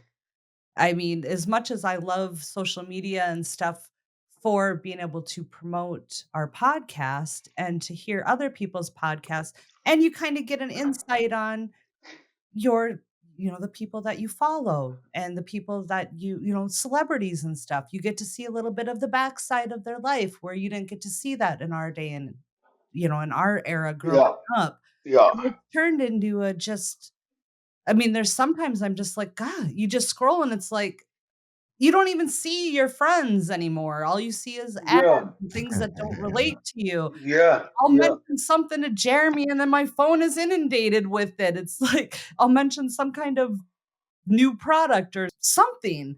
And it's like, yeah, that's all I see for 5 pages or whatever. yeah, yeah. It's I, crazy. I I wish we would go back to that kind of attitude. You didn't see it with your own eyes, hear it with your own Yeah, ears, or were in the presence of it. Then don't fucking talk about it. right, It's none of your business, and you weren't there, right, and you don't know. And like every fucking, there's always two sides of the truth, right? And the same thing is the people like, is it kind? Is it true? Is it necessary? The shit that people say, right? It's right. like we're all so quick to go, oh, did you hear about something? It's fucking maddening. I Right. don't want to hear that your fucking girlfriend has an STD. It's none of my business. It's none of my business. Yeah. And it's none of your business to tell me. Right. And it's not necessary unless I'm planning to have sex with her and you're warning me as a favor, right? That's the only time you talk about another person's STD. Right. Yeah. I just fucking hate that shit. I think it's so lowbrow. It's so fucking uncivil. Yeah. Jesus Christ, why would I need to know that unless I'm going to have sex with that person? You Sometimes don't. people want to ask you about your sexuality. Are you planning to fuck me? Because otherwise you don't need to know. You know, people, I'm marrying a man, so everybody assumes, oh, you must have been cheating on your ex-wives this whole time. Well, No. first of all, it's none of your fucking business. But no, that's not the case at all. You know nothing about me, motherfucker. And you know what? None of your business. Love is None love. of your business. It And I doesn't. love you. I love that people make this choice that I've been unfaithful to the people that I was married to. There's a lot of options to go before that one. Yeah. You know what I mean? You know, I'm thinking the fact that people go to the most negative fucking possibility. I've been lying to my family the whole time. Yeah. There's a lot of options in there before that one comes up. Right. You know, love is love, and I refuse to correct. I don't give a shit what people think. I refuse to correct them. Other than that one thing, it bothers me that you see online people thinking that well they've known each other for a long time, so clearly, Right. Well, that's come part of on, the man. reason I had mentioned to you earlier that my son lives in Colombia and he didn't come out. Well, 5 years ago, he came out that he was gay. And it was when he moved to Colombia. And it's like it's more accepting there. And it's a Yeah, more in their culture, or not in the culture, but it's just more prevalent around there. yeah, yeah, And but it took him moving there and having seen a whole new world of it. And how he came out is he called me and he's like, "Hey, mom, my boyfriend's gonna be moving in." And I'm like, "Boyfriend, like I say girlfriend or boyfriend, boyfriend?" He's like, "Boyfriend, boyfriend." I'm like, "All right, okay," yeah, you know? And I'm like, "And I said, "You realize you could have talked to me about this a long time ago, right?" Because I always kind of had my thoughts. yeah, And he's like, "Well, I didn't really know myself yet." yeah, And I'm like, "Well, I'm glad you know, you do you, and you yeah. be happy. That's all I care." So, And you know what? In a funny way, ultimately, don't we want to go to a place where nobody has to talk to anybody about it, where it's so benign, where we go, oh, cool, cool, and yeah. we don't even think about it. Oh, you're a sexual being? Yeah, I expected that. Right? You know what I mean? Like we ideally we want to get to a place where we're not like, because I've done the same thing. I've had friends where I'm like, I want you to know that it's safe to come out to you. You'd like to assume someday that we'd like to get to a place in the world where it's not there, I know, but Yeah. where everybody just feels safe and we can stop fucking making it part of a conversation piece. Yeah. Our sex, like, other than like, it doesn't need to be a thing. You like Nikes? Okay, good. Okay, Yeah. I'm an Adidas guy, Right? but like, Yeah, I it don't know. I doesn't just, it should just be, it is what it is. It shouldn't be "Oh my gosh," yeah, or "This is how I need to feel," or "I can't feel like I yeah, can come out and talk about it." It should just be even keel across the yeah, board. It's love is yeah. love. That's all it is. Yeah, love is love, and quite frankly, you have to be insane to want to be in a marriage with me. And DJ's still right kind of insane.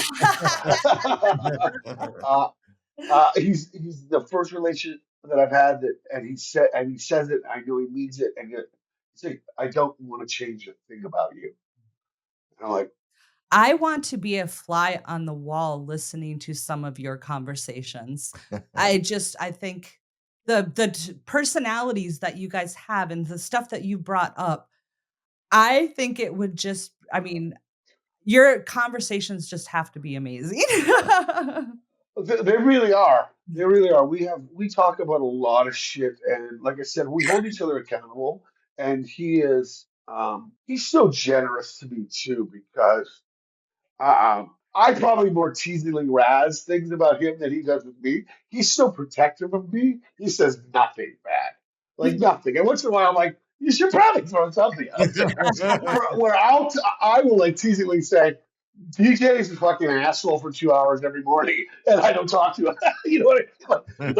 I don't talk to him for 2 hours. He's completely antisocial. He's not nice to be around. I But can relate DJ, to that. huh?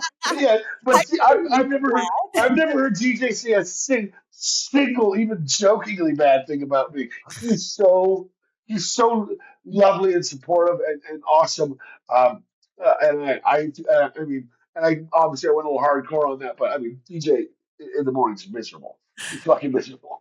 I have Um, a non-morning husband as well. I'm not. I usually just I wake up and I'm pretty ready to fucking go. Let's rock and roll. What's happening here? I'm all You give married. me about 10 minutes, I'll smoke a cigarette, I'll have this coffee, use the loo, and I'm ready to go. But DJ is genuinely just so, and I guess maybe it's because he feels he's protective in that way. You know what I mean? Right. I think he knows that I've been misunderstood a lot in my life because I'm big and bombastic, and people don't know that I'm actually a big fucking teddy bear crybaby. Yep. And so I think he's really protective of me that way. Everything he wants Yeah. from another human being. Yeah. So even I feel bad even when I'm jokingly trying to shit talk him, which I don't do really often, but because he doesn't fucking say a word about me, and he's so protected that way. We had a night where we were partying, and I was like stuttery, stammery drunk, where you're like, and we were playing some game, and I was like, and he, he was so cute. I think he thought that somebody was teasing me about being somewhat incoherent. And he stood up and said, "You leave him alone." It was the it was the sweetest thing anybody ever done for me. Because, and I was like, oh, I didn't realize I was being that handicapped. But yeah, I think I am. But also, how sweet of you that you Oh. got. That you were, yeah, I said, you leave him alone. I uh, love it. and it was so good, like fucking, like the little tiny bear behind the grizzly. uh, Make yourself really big, uh, really big. so he's so protective of me and so supportive and so loving, and I don't think I've ever heard him say anything bad about me to anybody, not even jokingly bad. Do you know Oh, what I mean? I'm like, yeah. and I mean, I will tease of things like I'll do things like say like I don't know if you noticed, but DJ likes to chat. He likes to talk.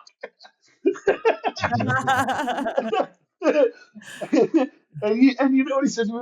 I mentioned, he goes, yeah, but I remember you telling me, and it's true. He goes, I remember you telling me, you're like, I like it when you talk. It means I don't have to. And it's true too. But even in that, he turned me kind of gentle chirp to him about going, remember how you told me that you like it? Because then, because I don't. I'm not really a good casual talker. I'm much more like if I want to talk about something, like right now, and Yep. I'm not interested.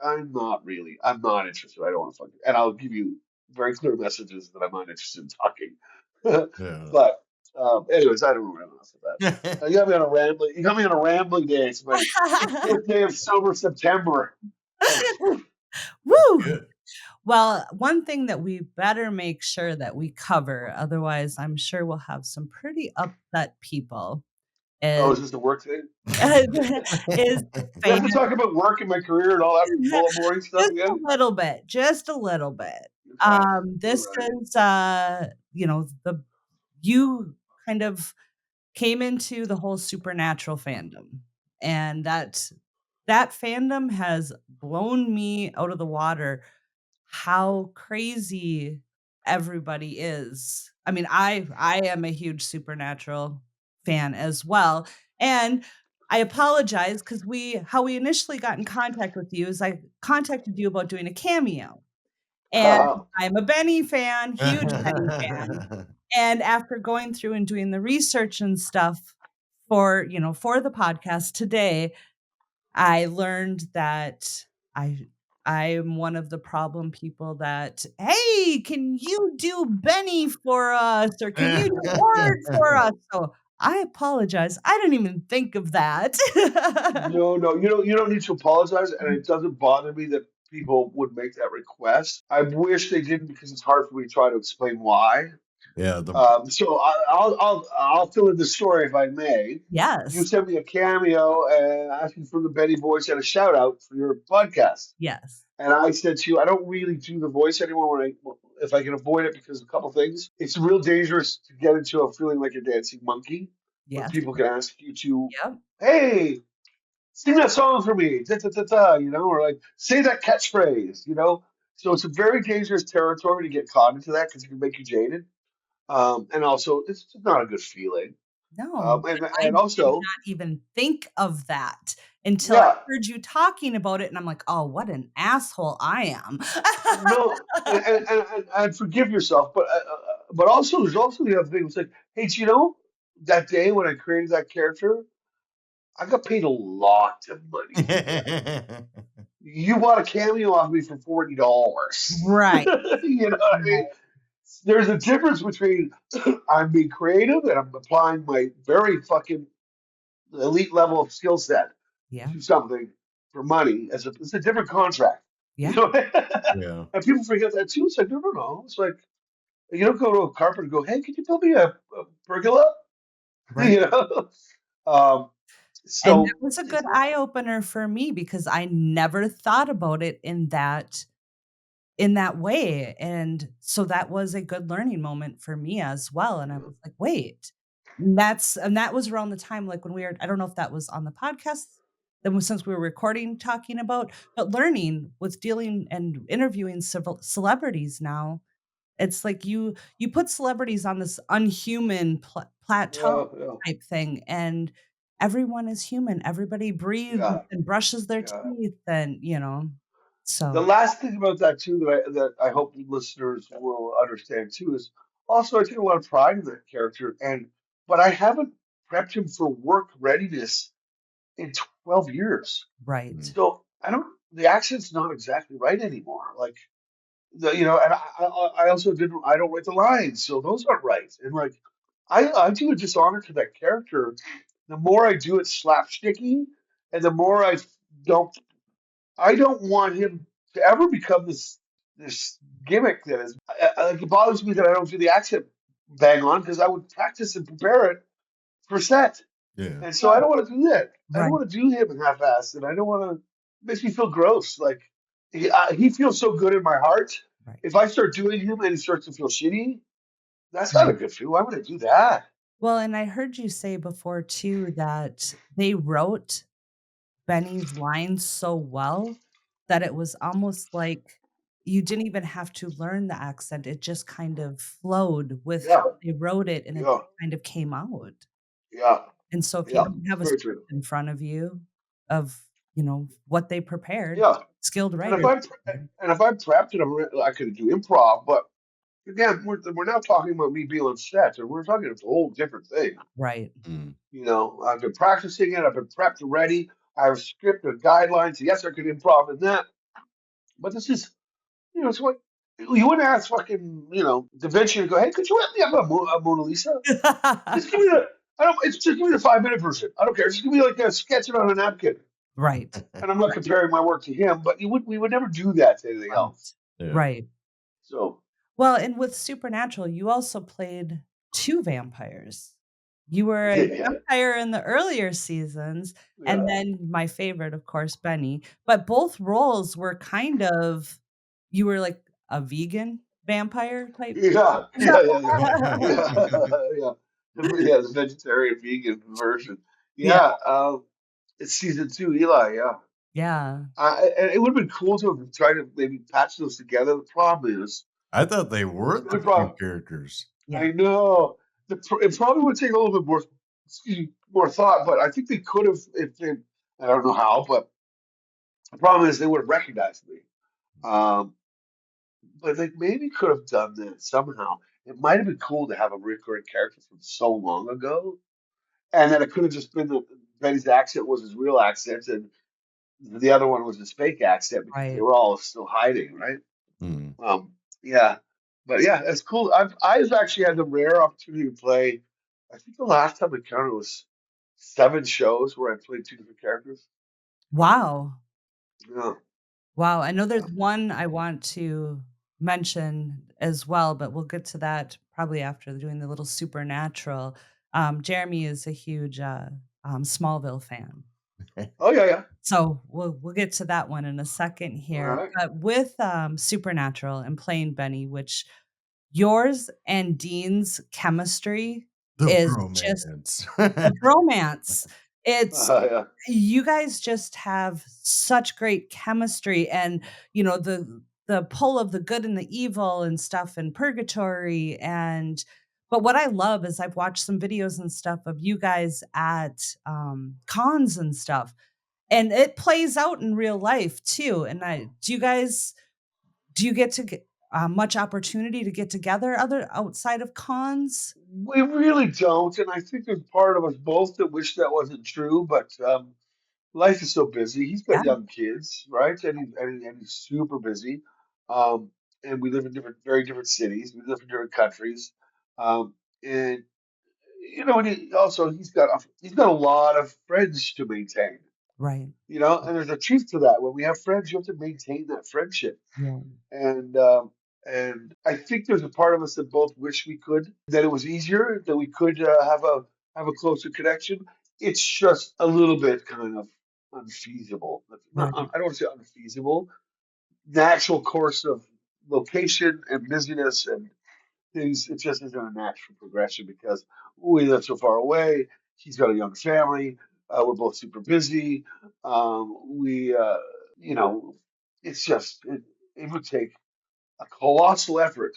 I think we could be really great friends if we oh, live in the same city or we're working together Yeah. because we get along really well. right, Um, and I just think it's just fate has always been like, and you have to invest in the people that you can. So I don't blame him. Like, right, and I'm certain he doesn't blame me.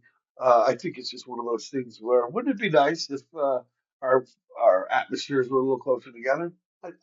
I'd like to think that's the right. truth because he's super. He says the nicest things about me. I get the messages. Yeah. I think one of the last times I talked, I had seen messages, and one of the last times I talked to him, I was like, I just want you to know I get the messages. I hear it when you say kind shit about me on at a con or if somebody passes on your well wishes, and it means a lot to me. Um, so yes, yeah. So if you're hearing this, Jensen, hello, love you, brother. Someday, man. Yeah. Uh, We love you you. know, I'm yeah, sure, I'm yeah, sure he's because gonna it's listen just. to this. Oh, totally. Right. Absolutely. Well, here's the thing. What happens? I get the messages from people who are like, "Did you hear what Jensen said at the Philadelphia con?" No, no, he said that. And so I get those messages. So any listeners, pass the message on because Yes, love you, brother. And the day will come where we get to rekindle and hang out. And I know there's lots going on for both of us, and it's just life. That's the way it is. Yeah. The sad thing about our industry is that's very common. You do shows with people, you bond like crazy, and you get along, but then the show's over, and right, you go back to your family, or you're off to another city, and it's hard. Maintaining real friendships is a hard job. It's important and it's hard. It's essential, and there's only so many you can do. right. Yeah. Like to be real honest about it, at some point you gotta go, I can't maintain any more real friendships. I'm going to let people down. Yeah, Yeah. Um, not that you can't have more friends, but you just have to be able to know that you gotta really prioritize the people in your life because you can let people down if you don't. right.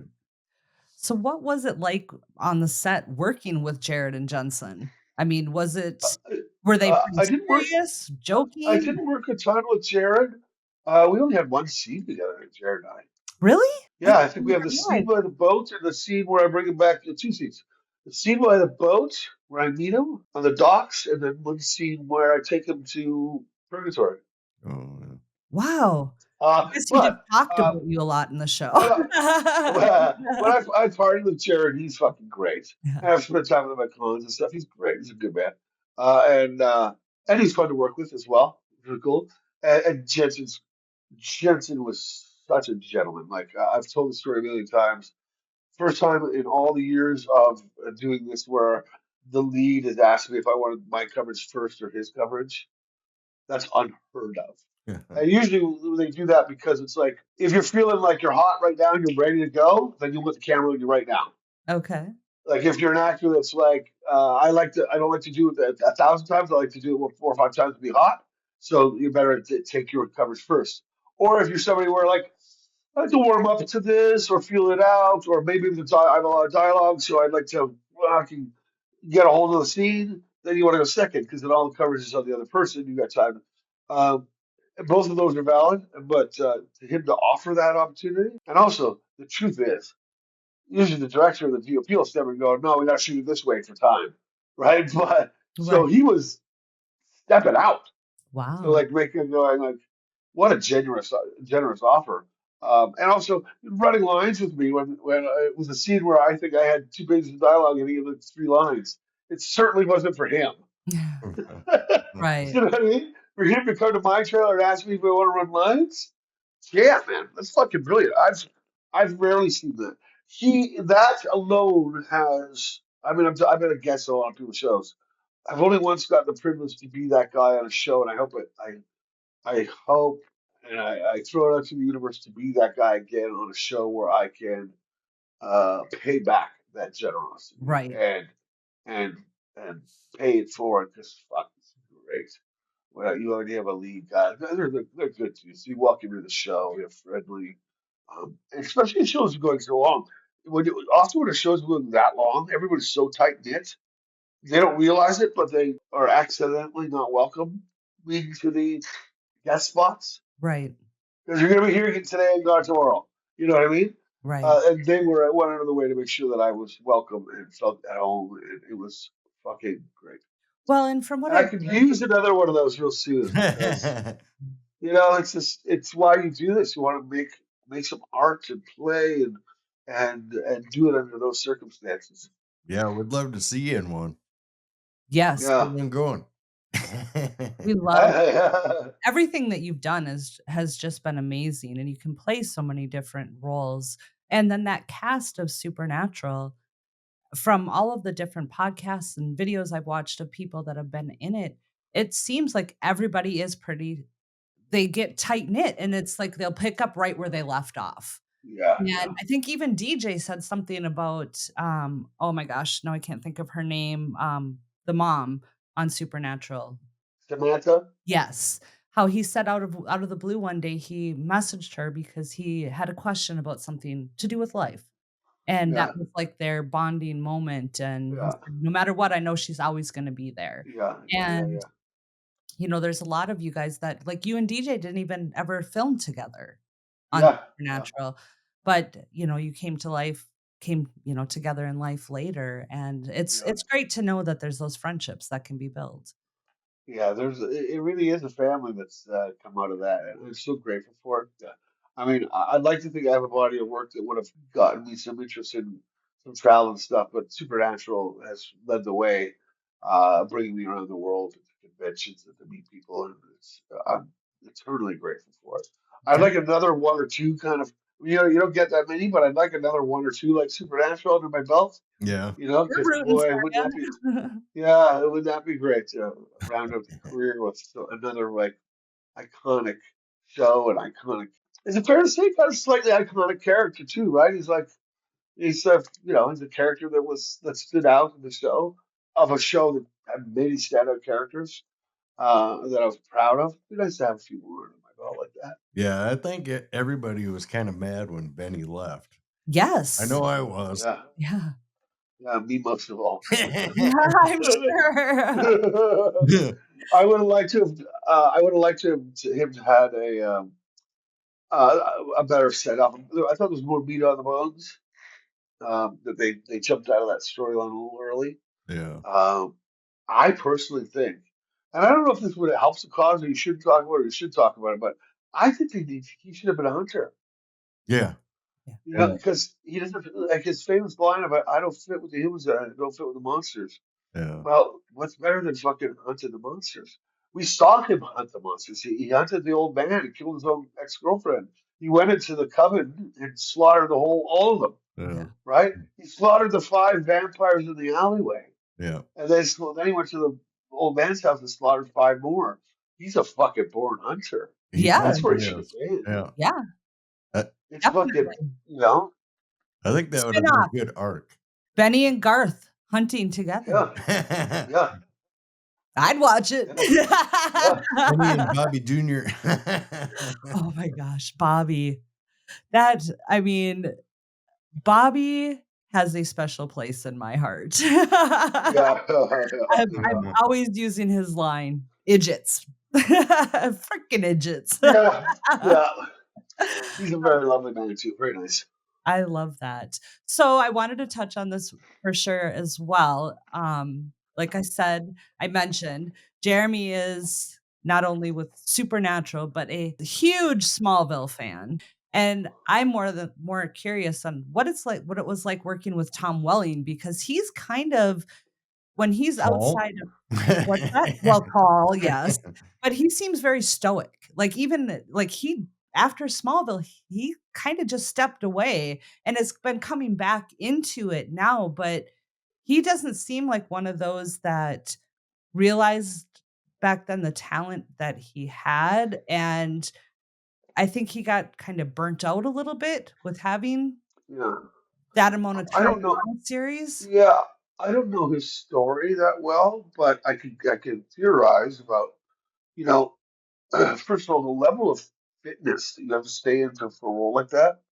The physical regime and requirements of a role like that are really difficult, Yeah, especially if you have a genetics where it's like you're not naturally skinny, and I'm not naturally skinny, so I have to work to stay kind of thinnish, right? I think if you're naturally skinny, even if you lose a little bit of muscle over the years, you're still not losing, like, you can pad up Superman a little bit. You know what I mean? right. Hard to make somebody look a little thinner. Yeah, So, I'm not saying because, I know he's put on a few pounds as we've gotten older, as we all have, yeah. but I imagine, I'm trying to theorize about him as Superman, because how long did they do that series? Was 10 it 10 10 years. years? years? Yep. Yeah. So imagine trying to stay in Superman shape for 10 years. Yeah, that'd be rough. That's a lot. That's a lot. Especially if you like pasta and you like food, you like the wine, and Right, and you're making great money, and you're like, oh, I'm making great money. I can't fucking go eat a pizza. Um, so that alone is probably a stress. Uh, that schedule, they do 22 episodes a season, I think. yes. Yep. And he That's was just, pretty much on set from sun up to sundown and probably yeah, overnight yeah, sometimes. it's a lot of work. Um, I don't know, did he have kids during that time? I Like, don't think so. I think he I did. don't know, but like maybe he didn't have kids because he didn't have time to date, so he wasn't getting laid. He wasn't dating. He wasn't like, who knows? There's a lot of shit that goes on, right? Yeah. I mean, think about a young man who's fucking healthy and good looking as him, and his whole life and making shitloads of money, and you can't eat pizza, and you can't go, hardly any time to date or Right, hold a relationship because you're on a show or a kid with your family. Like, there's a lot of shit that people don't realize. They're like, oh, with that kind of money, I would do. Yeah, you would too, but after 10 years, you've got the money, right. or after 5 years, you've got the money, and then Right. Do you so it's remember if easy to you like, had kids, Jeremy, during Uh, filming? what's that? yeah, I think it was like season 2 or season 3. He ended up getting married, I think, or something. Oh, did he? I was thinking he didn't. Yeah, See, Oh, I think you're so. the expert on him. I have no yeah, I'm and I just disclaimer. I know nothing about Tom. yeah. Like I don't know. I mean, that was so long ago. I wouldn't remember even if he told me stuff. Um, but I'm just, as a guy who's been around the industry for a long time, I think people forget that those guys who do series for that long, there's a lot of things that come with it, a lot of sacrifices. People like to think about, they always see the red carpet, but they never see. I'm shooting the GVRD of Vancouver in February, in the rain and the cold up in the mountains. Fucking, you'll be thinking, geez, where's that red carpet? Yeah. yeah. I'm sure. I am sure. Well, how are you? I mean, do you want us to keep asking questions? I mean, we've taken up 2 hours of your time. I don't wanna I impose. want you to ask some. I want you to ask some good ones when they start to get lame. I'm leaving. Okay. I'll give you a little bit more time. I'm happy to give you a little bit more time. See if I can end on a note that's not ranting and raving about being doing stupid things with made it That might be the awesome. best part of the episode, It's the real stuff. I'm just kind of especially the SAG stuff, because I'm always interested in SAG. yeah. Jeremy's very intrigued by SAG Yeah, I want to and get the a workings SAG of card. I don't want to act or anything. I just want a card. But maybe I don't now. Oh, I know what I wanted to touch on. Okay, so this was something that was kind of funny. I did not remember this until going through the research. I watched the 100, but it was so long ago, I didn't even put 2 and 2 together that you were Niko in 100 Yeah, because yeah, isn't I that watched cool? that before I watched Supernatural, and I'm not a very good one with Oh, faces. right. And Jeremy is the one, like I said, with Jameson, he recognized Jameson at the elevator. I did not. I am like, oops, hitting my mic. I am a Minnesota girl. I don't expect to see actors. If I see an actor in a movie, I'm like, oh, they did a great job. He'll be the one that'll be like, oh, hey, that's, so and so, or this is so. I'm like, oh yeah, it is. I have face blindness, I swear. Yeah. But once I watched Supernatural and then I was researching, for our interview, and then they said Niko from the 100, and I was like, "Oh my gosh." So then I pulled up the picture, and then it was like all these other roles started coming into play and all these other movies that I had seen, and I'm like, "Oh my gosh, there's so many that I loved." So Niko in the 100, you also did, Rise of the Planet of the Apes, and I wanted to touch on what it was like to do that because you're not seeing yourself on the screen, and it's a completely different type of acting. Yeah, so Rise for the Front of the Apes, I played actually the police officer. Yeah, Oh, sure. I'm sorry, Sure. did the wrong one. War for the Planet of the Apes, I played Sorry. the gorilla. Yeah. Thank you for So correcting me. yeah, so that's one of those things where I play two different characters in that franchise. Yes. Um, so yeah, it's very different because it's a little more like theater acting in the sense that you're playing an animal, right? So it's Mm. obviously it's not what we typically see on in a film set or a film script. The physicality, the body language, he was one of the only guys that spoke Yeah. during that movie. So also trying to figure out where are they in their development, in their evolution. So yeah, getting into the physicality of the creature and also getting into like, okay, where are the stages of evolution, sped up evolution for these primates? Uh, how do they sound? What's their language skills like? And where does it come from? And yes, very very interesting, but more theater like in a sense that it was the theater. All you often play things that are uncanny or or unlikely. It's like Yeah. more often than in film. Well, I should say more and more these days film is doing that, but yeah, it was an interesting challenge. I really enjoyed it, and I really enjoyed working with Andy Serkis. Yeah, it was a unique experience. I was not in a great place in my life during that movie, and I think I subconsciously did a lot to sabotage myself.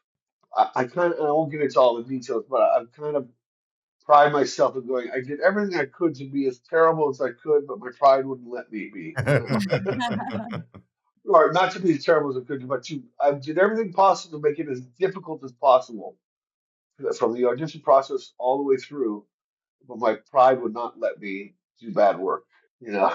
That's So that's good. yeah, yeah. Well, because life comes out and bites you in the ass sometimes. And that's the way it is, and actors don't get to have, we can't take breaks from being sick.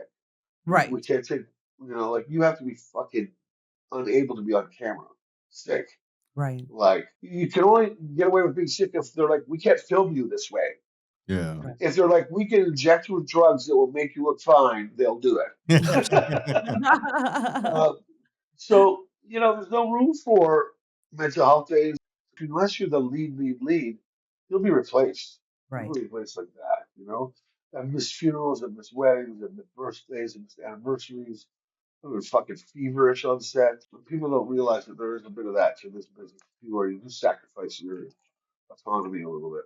right. Yeah, that sounds rough Yeah. because, I mean, colds and allergies, you don't sound the same.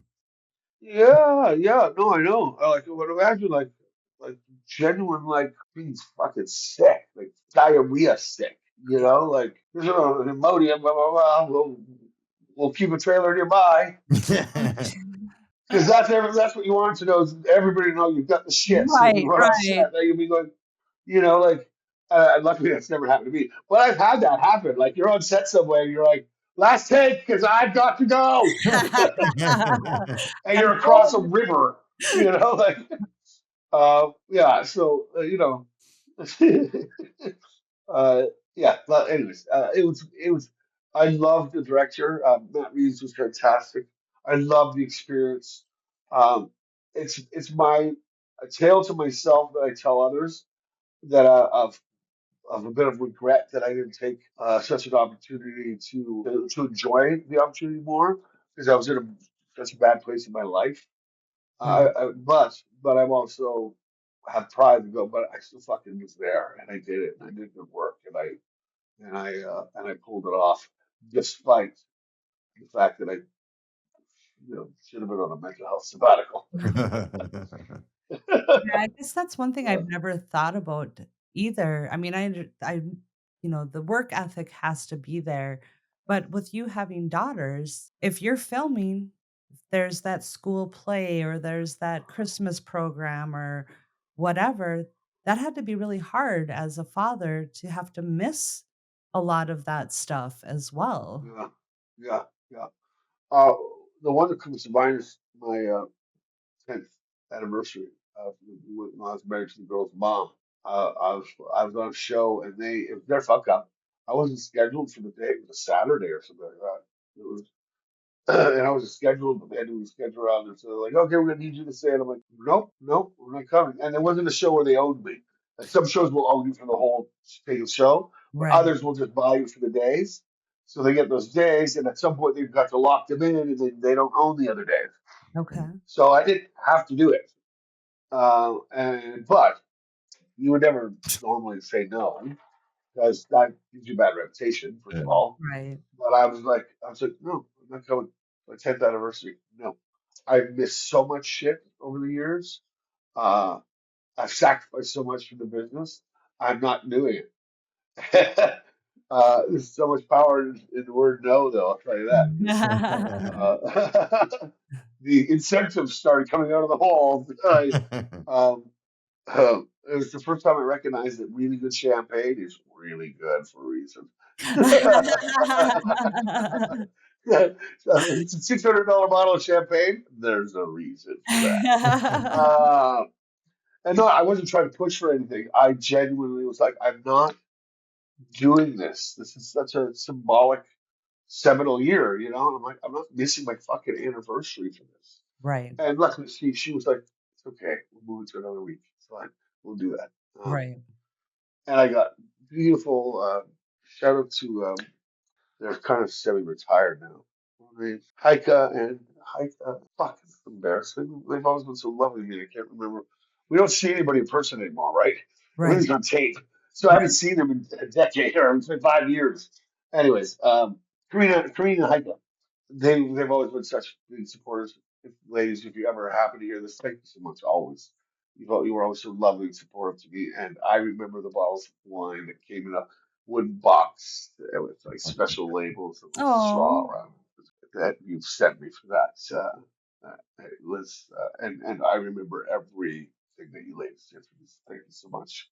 And then my agent at the time, Russ Mortensen, a Pacific artist, also. I had taken my lady out for dinner, and a bottle of 1994 Dom Perignon showed up, and Ooh. and I was never a champagne guy until that day. And apparently, I found out later, like '94, apparently it was a really good year for grapes, and the champagne was incredible. And I was like, oh, uh, yeah, yeah, Converted. yeah, yeah. I now have The bottle of expensive. champagne, though, it gets so loaded. Bubbles, woo. Yeah. Yeah, yeah, I've never been a big champagne person either, but Yeah. I'm a very big lightweight when it comes to drinking. I think then the 13, what have we how many years have we been? Almost 15 15. years. Almost or 15. Yeah, Almost 15. yeah, wow. I think Jeremy's. Anniversaries are important, kids. Let's get the date right. Yeah. Well, we met, and I always have to think. 'Cause I always do our, when we started dating, and then when we got married, about a year and a half apart. Yeah. But yeah, anniversary is coming up October 1st, married anniversary. Yep. But Hey. I think in the time frame that Congrats. we have been together, I think Jeremy's only seen me a little loopy maybe a couple times, Yeah, and he's quite. not a big drinker at all, so I've never seen him. Oh no, Yeah. my sister got you drunk once, but she Oh man, that night was spiked his horrible. drink. All of a sudden, Jeremy's like they're trying Break to do the dancing. break dancing and the karate kick ups where you go from the floor up to your feet, and then they're doing Michael Jackson moonwalk, and I'm like, "What is going on here?" And then I start talking to him, I'm like, "All right, who spiked his drink?" It was their mission to get him drunk, and they did it that night. Not drunk, but Hilarious. pretty lit. Hilarious. Yeah, I think I was drunk that night. Oh Probably. my god. So, I've been roofied once, and it's horrendous. oh, yeah. The hangover. Here's the thing. I think because I'm big, my tolerance is so high. Um, generally for stuff, it didn't knock me out. It didn't make me. It just made me fucking loosen up to make an idiot out of myself. But the hangover the next day, and I kid you not, I couldn't get my head off the hotel floor. Oh my gosh. Like I was trying to push my head up off the floor sober, but the pain in my head was so excruciating. I couldn't get my head off the floor. It's no joke. And a girlfriend of mine from Toronto was like, I was talking to her, it was a whole ordeal, blah, blah, blah. I won't get into it now, but, and she's like, she said, how was your hangover? I was like, oh, it's fucking like unbelievable. I've never had it in my life. Like, I mean, I was a troubled kid, man. I drank until I had the shakes Yeah. days, like I've drank. I could drink 20 drinks, and this thing I couldn't get my head off the floor. And Wow. apparently that's one of the signs of like one of the heavy roofinols or whatever they do is that the hangover is like blow your mind. I Yeah, couldn't imagine. Yeah. yeah. I've never So been did you there. figure out But people do that for fun now. They think it's funny, right? Or They're not even trying to rape you or anything. They're just trying to see you fucking become a disaster. wow. did you ever figure out who roofied you? Nope, nope. Wow. That's And I scary. was in a public setting, and nobody believed me because I was the party guy, but that's okay. Um, I believe you. I believe. yeah, All that matters. listen, it is what it is. Well, It is what there's it a lot of is. Fucking, psychos. We do true crime as well, so we yeah, know that there's a lot of psychos out there in this world. yeah, Crazy, yeah. crazy people. Well, let's do a fun. Well, first, I want to ask you a question. And that is, what is something fans don't usually ask you about your career or life, but you wish they would? I know it's kind of a hard one, but I think it would be instead of asking, I think it would be more just a general sense of. I think sometimes I wish people. I grew up in foster homes. I grew up in a real fucked up situation. I grew up with a bad temper, and I've always had this thing living in everybody else's homes, and being acutely aware that I was a standout with being the kid from the group home. mhm. Like I've grown up, like if I'm at a party to this day, I still have a little bit of this, and a wallet goes missing, I kind of go, I don't think it's me, you Mm. know? Mhm. Not because I'm like that at all, although sometimes I accidentally do shit like that, but um, and I think my humor can be a bit brash and stuff like that. But I think I wish that people understood me more of that I would never hurt anybody intentionally, that I would never say mean words. Like if I've ever said something to you that hurt your feelings, unless you were the woman at that bar, uh, She deserved um, it. yeah, like I'm not a guy. I'm not. I believe in protecting the weak, and I believe in empowering women, and I believe in being kind to each other. And for all the mistakes that I've made, I guess I wish people knew that they were just mistakes that were not backed by maliciousness. They were probably backed by ignorance, stupidity, vanity, desperation, like all this, all the shit that we carry with us in our lives. Like it took me a long time to realize that the effect of my mother abandoning me would affect my relationship with women for the rest of my life Yeah. in such a way that would be needing approval, respect, admiration, validation, you know. So even that can corrupt into something not good. Do you know what I mean? It's like Right. I realized a bunch of years back that a lot of my relationships with women was not healthy because it was too need based. It was too like, hi, hi, hi, hi, hi. Yeah. Um, don't you think I'm funny? Don't you think I'm charming? Don't you think I'm lovely? Don't you think I'm sexy? Don't you want to tell me you know, trust me? Don't you? And because you're an abandoned kid, it's all you want is somebody to love Validation. you, right? Yeah. So I wish, like all those things that I wish, I think it's always been hard for me to when I feel like people have misunderstood me or that they. I hate still being the guy who thinks. I hope they don't think I took the wallet. Right. You know what I mean? Like, Yeah. so that's I It think gets kind of ingrained in you. yeah, yeah. Or if they understand my temper is the way it is, which I've done everything in my power to control. So if it's lost, if I've lost my temper with you, it's because I've done everything possible to not lose it. Right. And I've exhausted all the options. So if you go fuck off, it's because you have been responsible for pushing every button and every fucking I've used every resource I have Right. to you know. So I just wish, and maybe I wish for everybody, but also just for me. I just you know, I think there's been so many misconceptions about who I am over the years that You have such a beautiful heart. I love that. You have so much thank you. compassion and sincerity. You really do. You really have a beautiful heart. Give me one second. Okay. You I'm okay? back. She's good at that. I'm sorry. uh, I made thank you for Jeremy that. cry too. Actually, I think he cried 3 or 4 times. I'm a giant crybaby. I think I maybe that's what am people can understand. Whatever you think you know about me, I'm a giant fucking baby. I cry at commercials. I cry at fucking baby memes. I love people deeply. I try to be kind. I have a brash sense of humor, but I do. I believe in kindness, and I love people deeply. And we're all going to be the villain in somebody's story, but Yeah. man, I tell you. I've only ever wanted to be the hero. So Yeah. times that I fucked up. If I fucked up and I hurt you, I hurt myself worse. Yeah. Promise by doing it.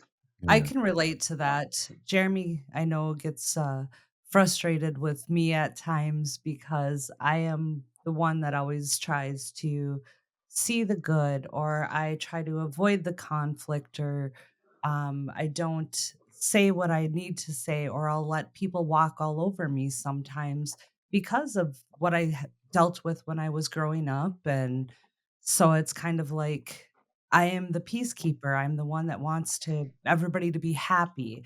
I'll throw Yeah, myself under the bus to try to prevent like my siblings from fighting or something. yeah, And he's like, "Quit yeah, doing that. You know, quit putting yourself in those positions." So, yeah, yeah. And the problem with the position of being a public figure is that there's trolls out there that just fucking can't wait to tear you down. They're not verifying anything. right, they don't give a shit if it's real. right, They're like, and I have, you know, I have made some unfortunate enemies who will fucking say and do anything. The problem is you can't compete with people who have no rules. You right, know what I mean? Like, if you ever you got in a fight with somebody who's literally got no rules, like they will say, do, they'll burn their own house down with themselves in it, right, try to burn you. right, They don't. They have no. There's no sense of fucking self-preservation. right. Like, and it's you know. And we're just the world's got people like that in it. It's tough. But anyways, so it is what it is. It Yeah. is what it is. And just the only thing you could do is continue to try to just move forward, lead yourself by example. And the people that I like this statement of other people's opinion of me is none of my business. Yeah. And I try to remember that. But the little boy in me that feels less than has a hard time with it. Yeah. Dick. um, and I'm trying to, it's amazing. 50, like I would say too, it's like your 20s, you start to look at all these, maybe to start considering things about yourself that you don't like, or mistakes you've made. Your 30s, you really know like what you need to work on, but you really don't. You kind of dabble, and then your 40s like, oh fuck, I gotta start doing this work. I got, and I think the same thing happens when you're 50. Like it's a decade thing. You start to go, fuck, where am Yes. I at now?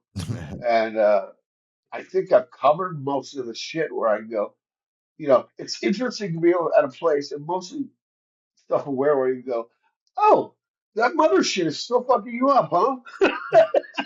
Yeah. I'd be like, yeah, it is. And so, yeah, maybe you should start to look at that.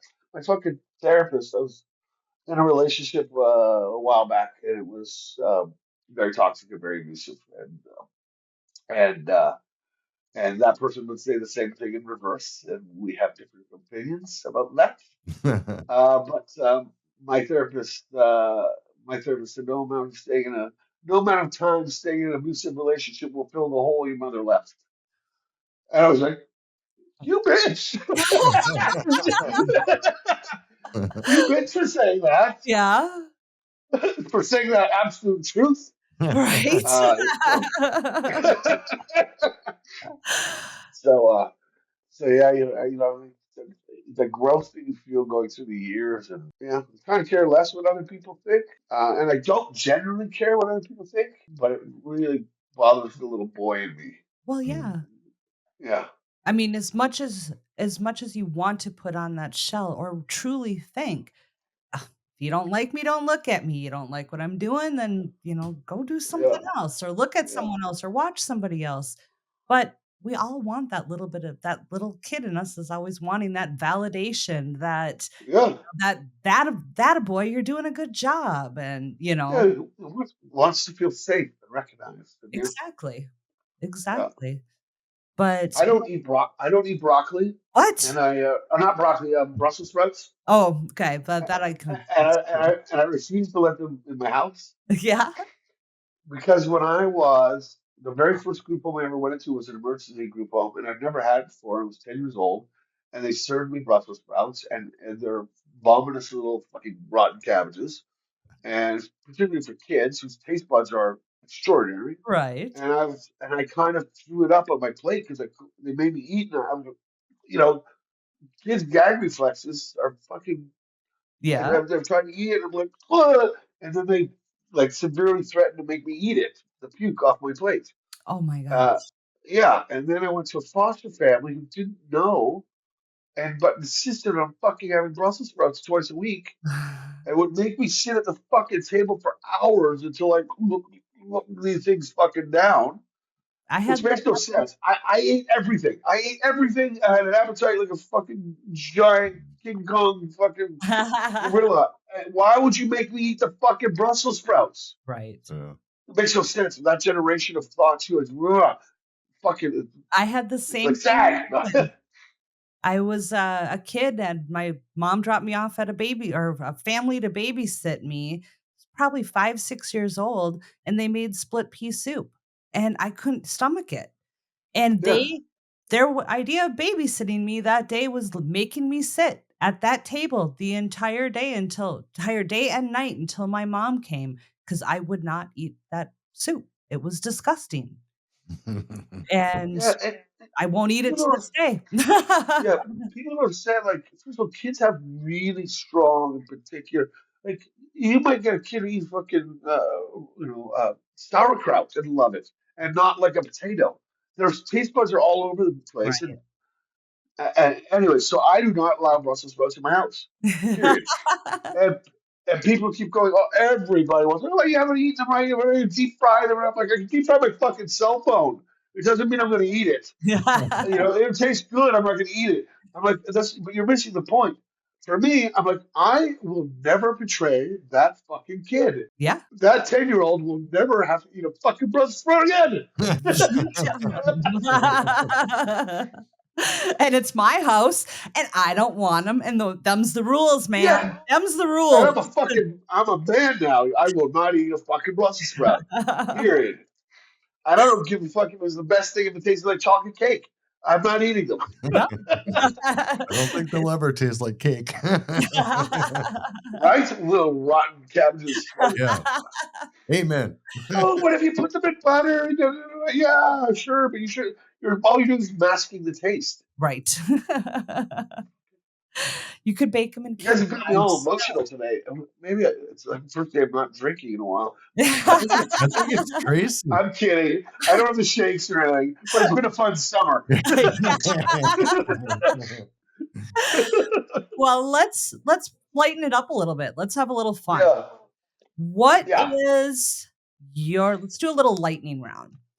All right. What is your favorite movie that you never get tired of watching? So I'm not a never get tired of watching because I don't usually do favorite movies, but I would say, actually, I'll say this. Definitely a scene would be Whiplash. Oh, nice. That scene with the fucking at the end. Oh, it was like the whole story is great. And that last scene when he drums and Mhm. he have you seen the movie, right? Yep. I haven't seen it. Oh, Whiplash, watch it. Oh, it defines everything there is about the fucked upness of being an artist and passion, and it's so fucked up, but it's so powerful and beautiful at the same time. Oh, yeah, Whiplash. Awesome. We'll have to watch it. Yeah, I'll have to watch. It's been a long time. I don't remember it very well. But The last scene, like, it made me cry and like tense up and like rah, at the same time. It was amazing. Yeah. Oh, guess we'll know what we're watching tonight. I should watch it. So good.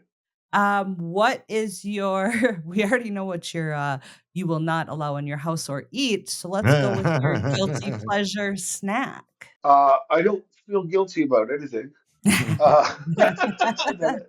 that I eat or drink. McCain's cake. And I just celebrated, I told you this week, I celebrated my summer birthday, my Yeah. 50th summer birthday. And wasn't sure if people would bring cake, so I bought two of them. And then one of my best friends bought two, and another friend bought one. So I had five McCain cakes. And we stacked two together. And I finished that yesterday because I was like, I want to try to get back into a little healthier. So Yeah. I've got three frozen McCain cakes in my freezer right now. And I love them with ice cream. Oh, I love cake and ice cream like you wouldn't believe. Me Oh, too. and I like I'll see Jameson. I love whiskey, but man, give me a pina colada, give me a daiquiri. Woo! I Yes. love that stuff. Yes. The I'm one thing, basically a giant child. yeah. When we went to Florida, Jeremy actually indulged in a few cocktails. What were they called? They were Dragon's blood or something like that. Dragon's blood. That's right. So he was drinking Oh. dragon's blood out of a bucket floating on the lazy river. So when we came back, he brought the bucket back. And anytime I made him a dragon's blood, I had to make it in the bucket because it had to have that same kind of nostalgia. It was good though. It was the first time I'd ever tried. I'd never tried it. It was like Kool-Aid with a kick. Yeah, Yeah. it was pomegranate. What was it? Pomegranate Bacardi? I don't even know. I don't know. I had to go to like Total Wine to get it, and I never go to Total Yeah. Wine. I always just go to like the local liquor store around here, Yeah. But yummies. But all right, what is the last song that you blasted in your car? Let me think. I was just on a motorcycle trip, so it would have been in my helmet. There you go. Oh, it's definitely Ozzy. Ozzy. I'll say Ozzy because he passed away, and I actually so I went on an Ozzy kick, obviously, and I also like the first 2 days I was watching all the footage and the things come in, and I was like, I was like, it took me a minute to go, you're really sad, and I was like, yeah, you are sad. I'm like, that makes sense, Ty. He was like your childhood. My first album I ever bought was Ozzy, and Yeah. I can remember listening to Black Sabbath through my older brother's door, Yeah. his bedroom. Yeah.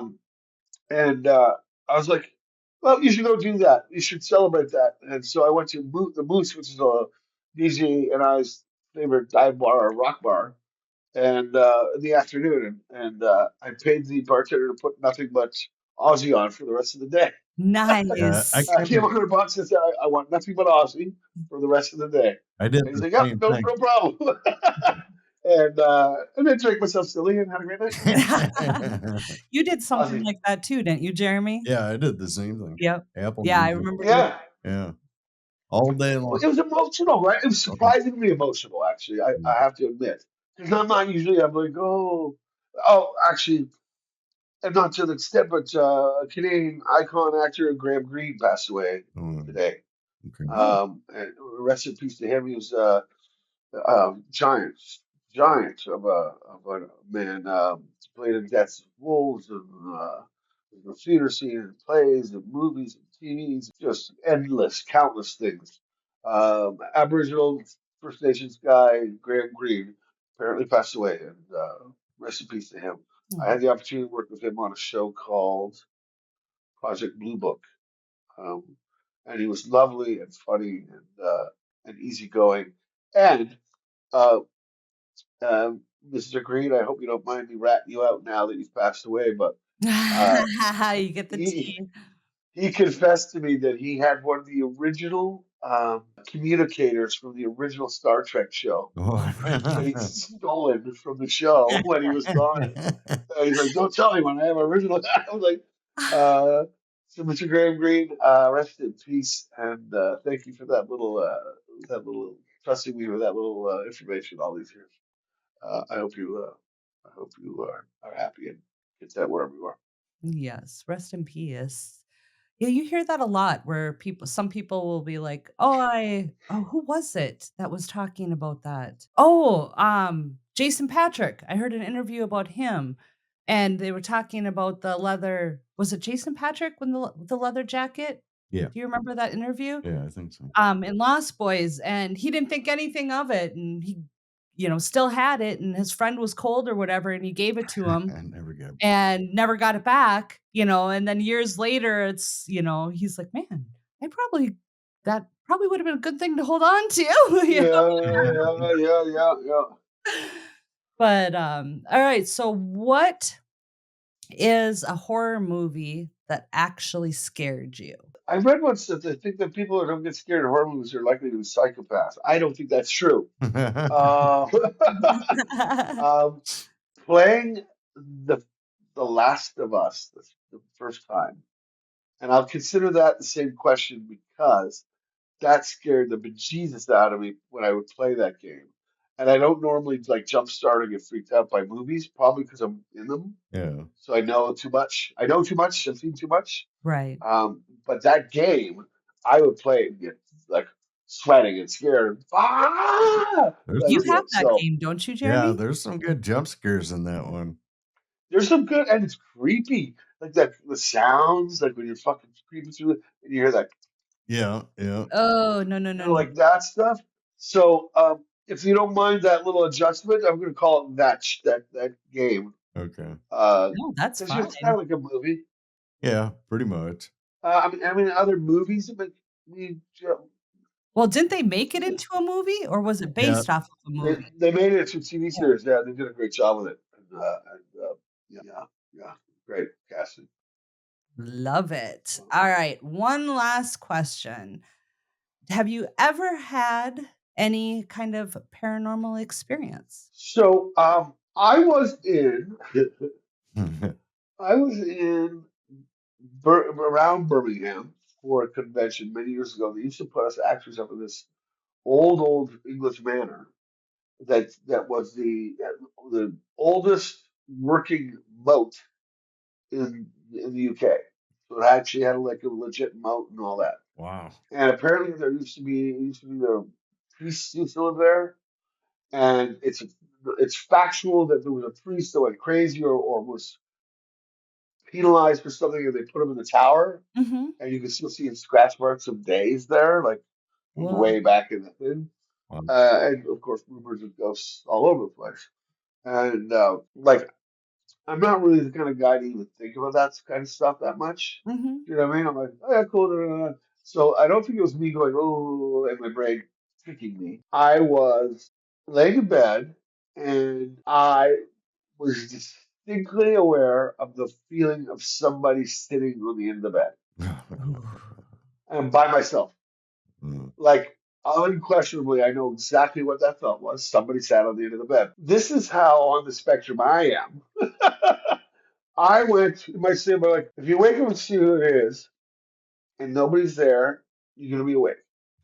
And if you wake up and there is something there, you're going to be awake. Do you really want to wake up right now?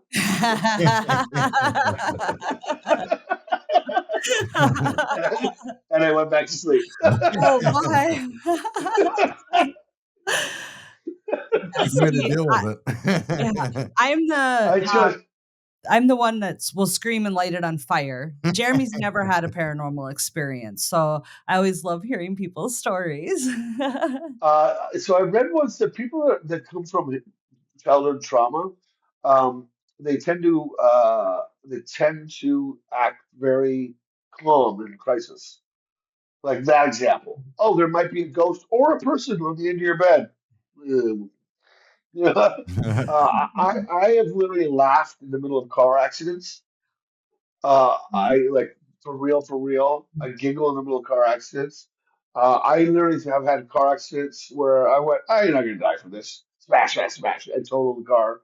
Um, like I am the bizarrest kind of. I was in a head-on collision on my motorcycle. Ooh, I pulled out. So I won't tell you the short version, but I pulled out behind this pickup pulling a trailer, and I pulled out and gunned it to pass them going uphill, and I didn't see a car coming because of the blind spot. And I dropped the bike so low, he drove over my front tire. I had a 7 foot long trench mark where my foot peg on my right side dug into the pavement. I had a scrape on my helmet, and my tank was dented and scraped in. I smashed the whole side of his car. The handlebars were bent forward. Now, think about riding a motorcycle, and I'm on a Harley. My knees are not up, they're down, right? right. I had a tiny little skid mark on my knee about that big, on my right knee. The bike was down. The foot peg was Right. caused a trench. I pulled my knee up somehow. The whole side of the other car was smashed. Not a scratch on this leg. Wow. Wow. I hit the pavement so hard I popped out 4 ribs, but I walked away without a broken bone in the middle of it. And like Whoa. the hair second decision I would have had to drop the bike so low because now I'm in between the truck and the car, and I dropped the bike so low he drove over my front wheel, and something on my bike smashed the whole left side of his car, but it wasn't my leg, and it wasn't my other leg on the pavement. I think I literally just pulled both legs away. I, I like a ninja. I, but you have to stay calm in a situation like Right. my body reacted with no like. Boop, like so I don't really horror movies don't like that's why horror movies I don't tend to go Yeah, Yeah. I get the adverse reaction. I had the trauma in the child or in my childhood, but I watch horror movies like this. But, I will put on the haunted house for all the kids in the neighborhood and the community, but you won't catch me going to a haunted house. I like doing getting the scare factor for everyone. I'm pretty yeah good at that.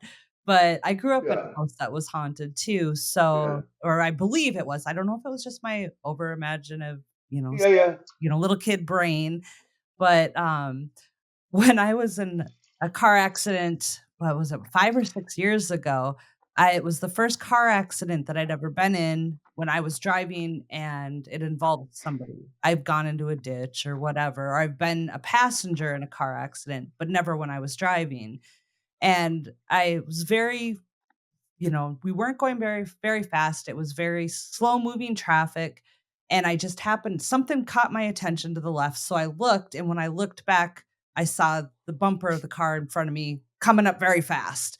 I was only going like 20 miles an hour.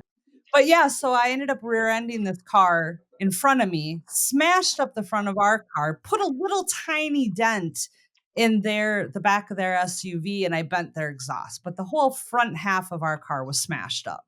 oh. And I got out, and the guy came running at me, furious. You stupid idiot. Da, da, da, da, da. It was my fault. I hit him, but something distracted me. I looked away for a second. Yeah. It happened.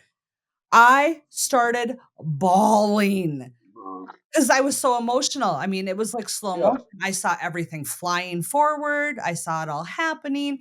He comes out, he throws his hat down, starts yelling at me, and I'm just like, I'm sorry.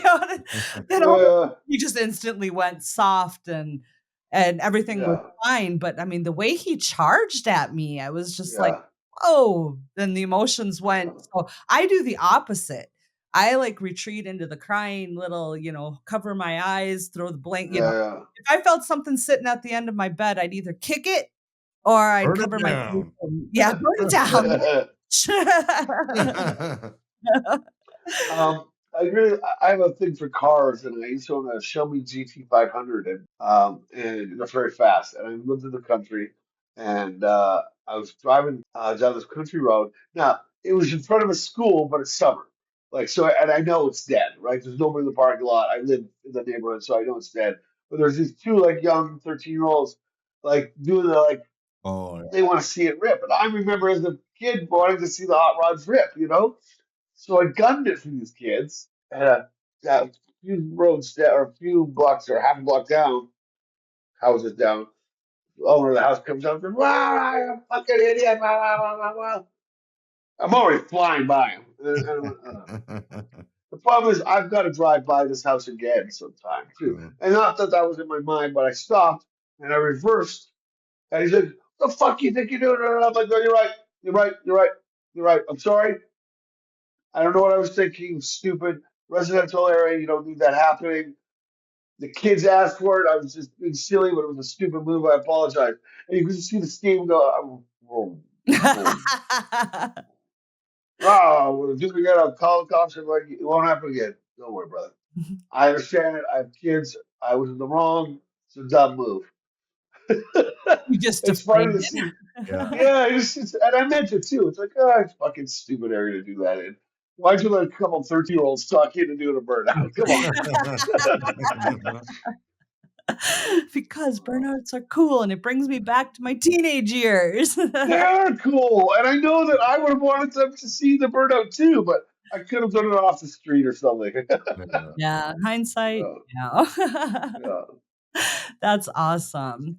Well, Ty, I don't want to take up too much more of your time. This has been amazing, and I cannot thank you enough from both Jeremy and I.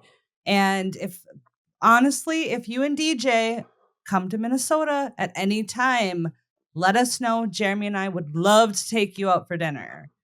Thank you. Well, if you hear of us coming to Minnesota, reach out, because I won't keep those things won't stay in my brain. No. Because what I'll do is like, somebody in Minnesota. Yeah. But I am the person to take that offer up when I can. I can't always do that, but I do try to do that when I can. So I would love to go sit in a dive bar, have them play some Aussie all night, and just have real fun. There's nothing better than a good dive bar. You can talk DJ and I into a dive bar anytime. We love it. It's really, when the floors are sticky, Yes. You got pull tabs and peanuts all over the place. Yeah, exactly. Oh God, I don't. Now I want to go to the bar. I'm sure they have dive bars in Australia too. That's coming up. Well, thank you for having me. Please make me look good. We appreciate this so much, and we looked forward to it. And it was just such a great time. It's just like talking with an old friend. It was nice. Yeah, it was nice chatting with you. And if I remember correctly, I kind of jokingly gave you shit saying, I'm not giving you a shout out unless I'm on the show. Yeah. Well, yes. Now I give you a shout out. All right. Yes. All right. Remind me when the episode's coming. I'll make sure there's lots of shout outs. All right. Perfect. Sounds good. Thank you so much, Ty. Have a good one, guys. Loving to chat with you both. Be well. Yes, and safe travels to Australia. Thank you so much. All right. Bye. Thanks for hanging out with us here at Total Conundrum. Please make sure to check out our website and blog at totalconundrum.com for news, upcoming events, merch, bloopers, and additional hysteria. You never know what will pop up, so be sure to follow along. If you want to show your support for Total Conundrum and gain access to all of our bonus content, please visit our Patreon page. You can also follow us on Facebook, Instagram, and Twitter. The links are available in our show notes. If you have any questions, comments, recommendations, or stories to share, please email us at contact@totalconundrum.com. Episodes are available on Apple Podcasts, Spotify, or wherever you listen to your favorite podcasts. If you like the show, please rate, review, and subscribe on Apple Podcasts. We appreciate the love. Keep on creeping on, mother cluckers.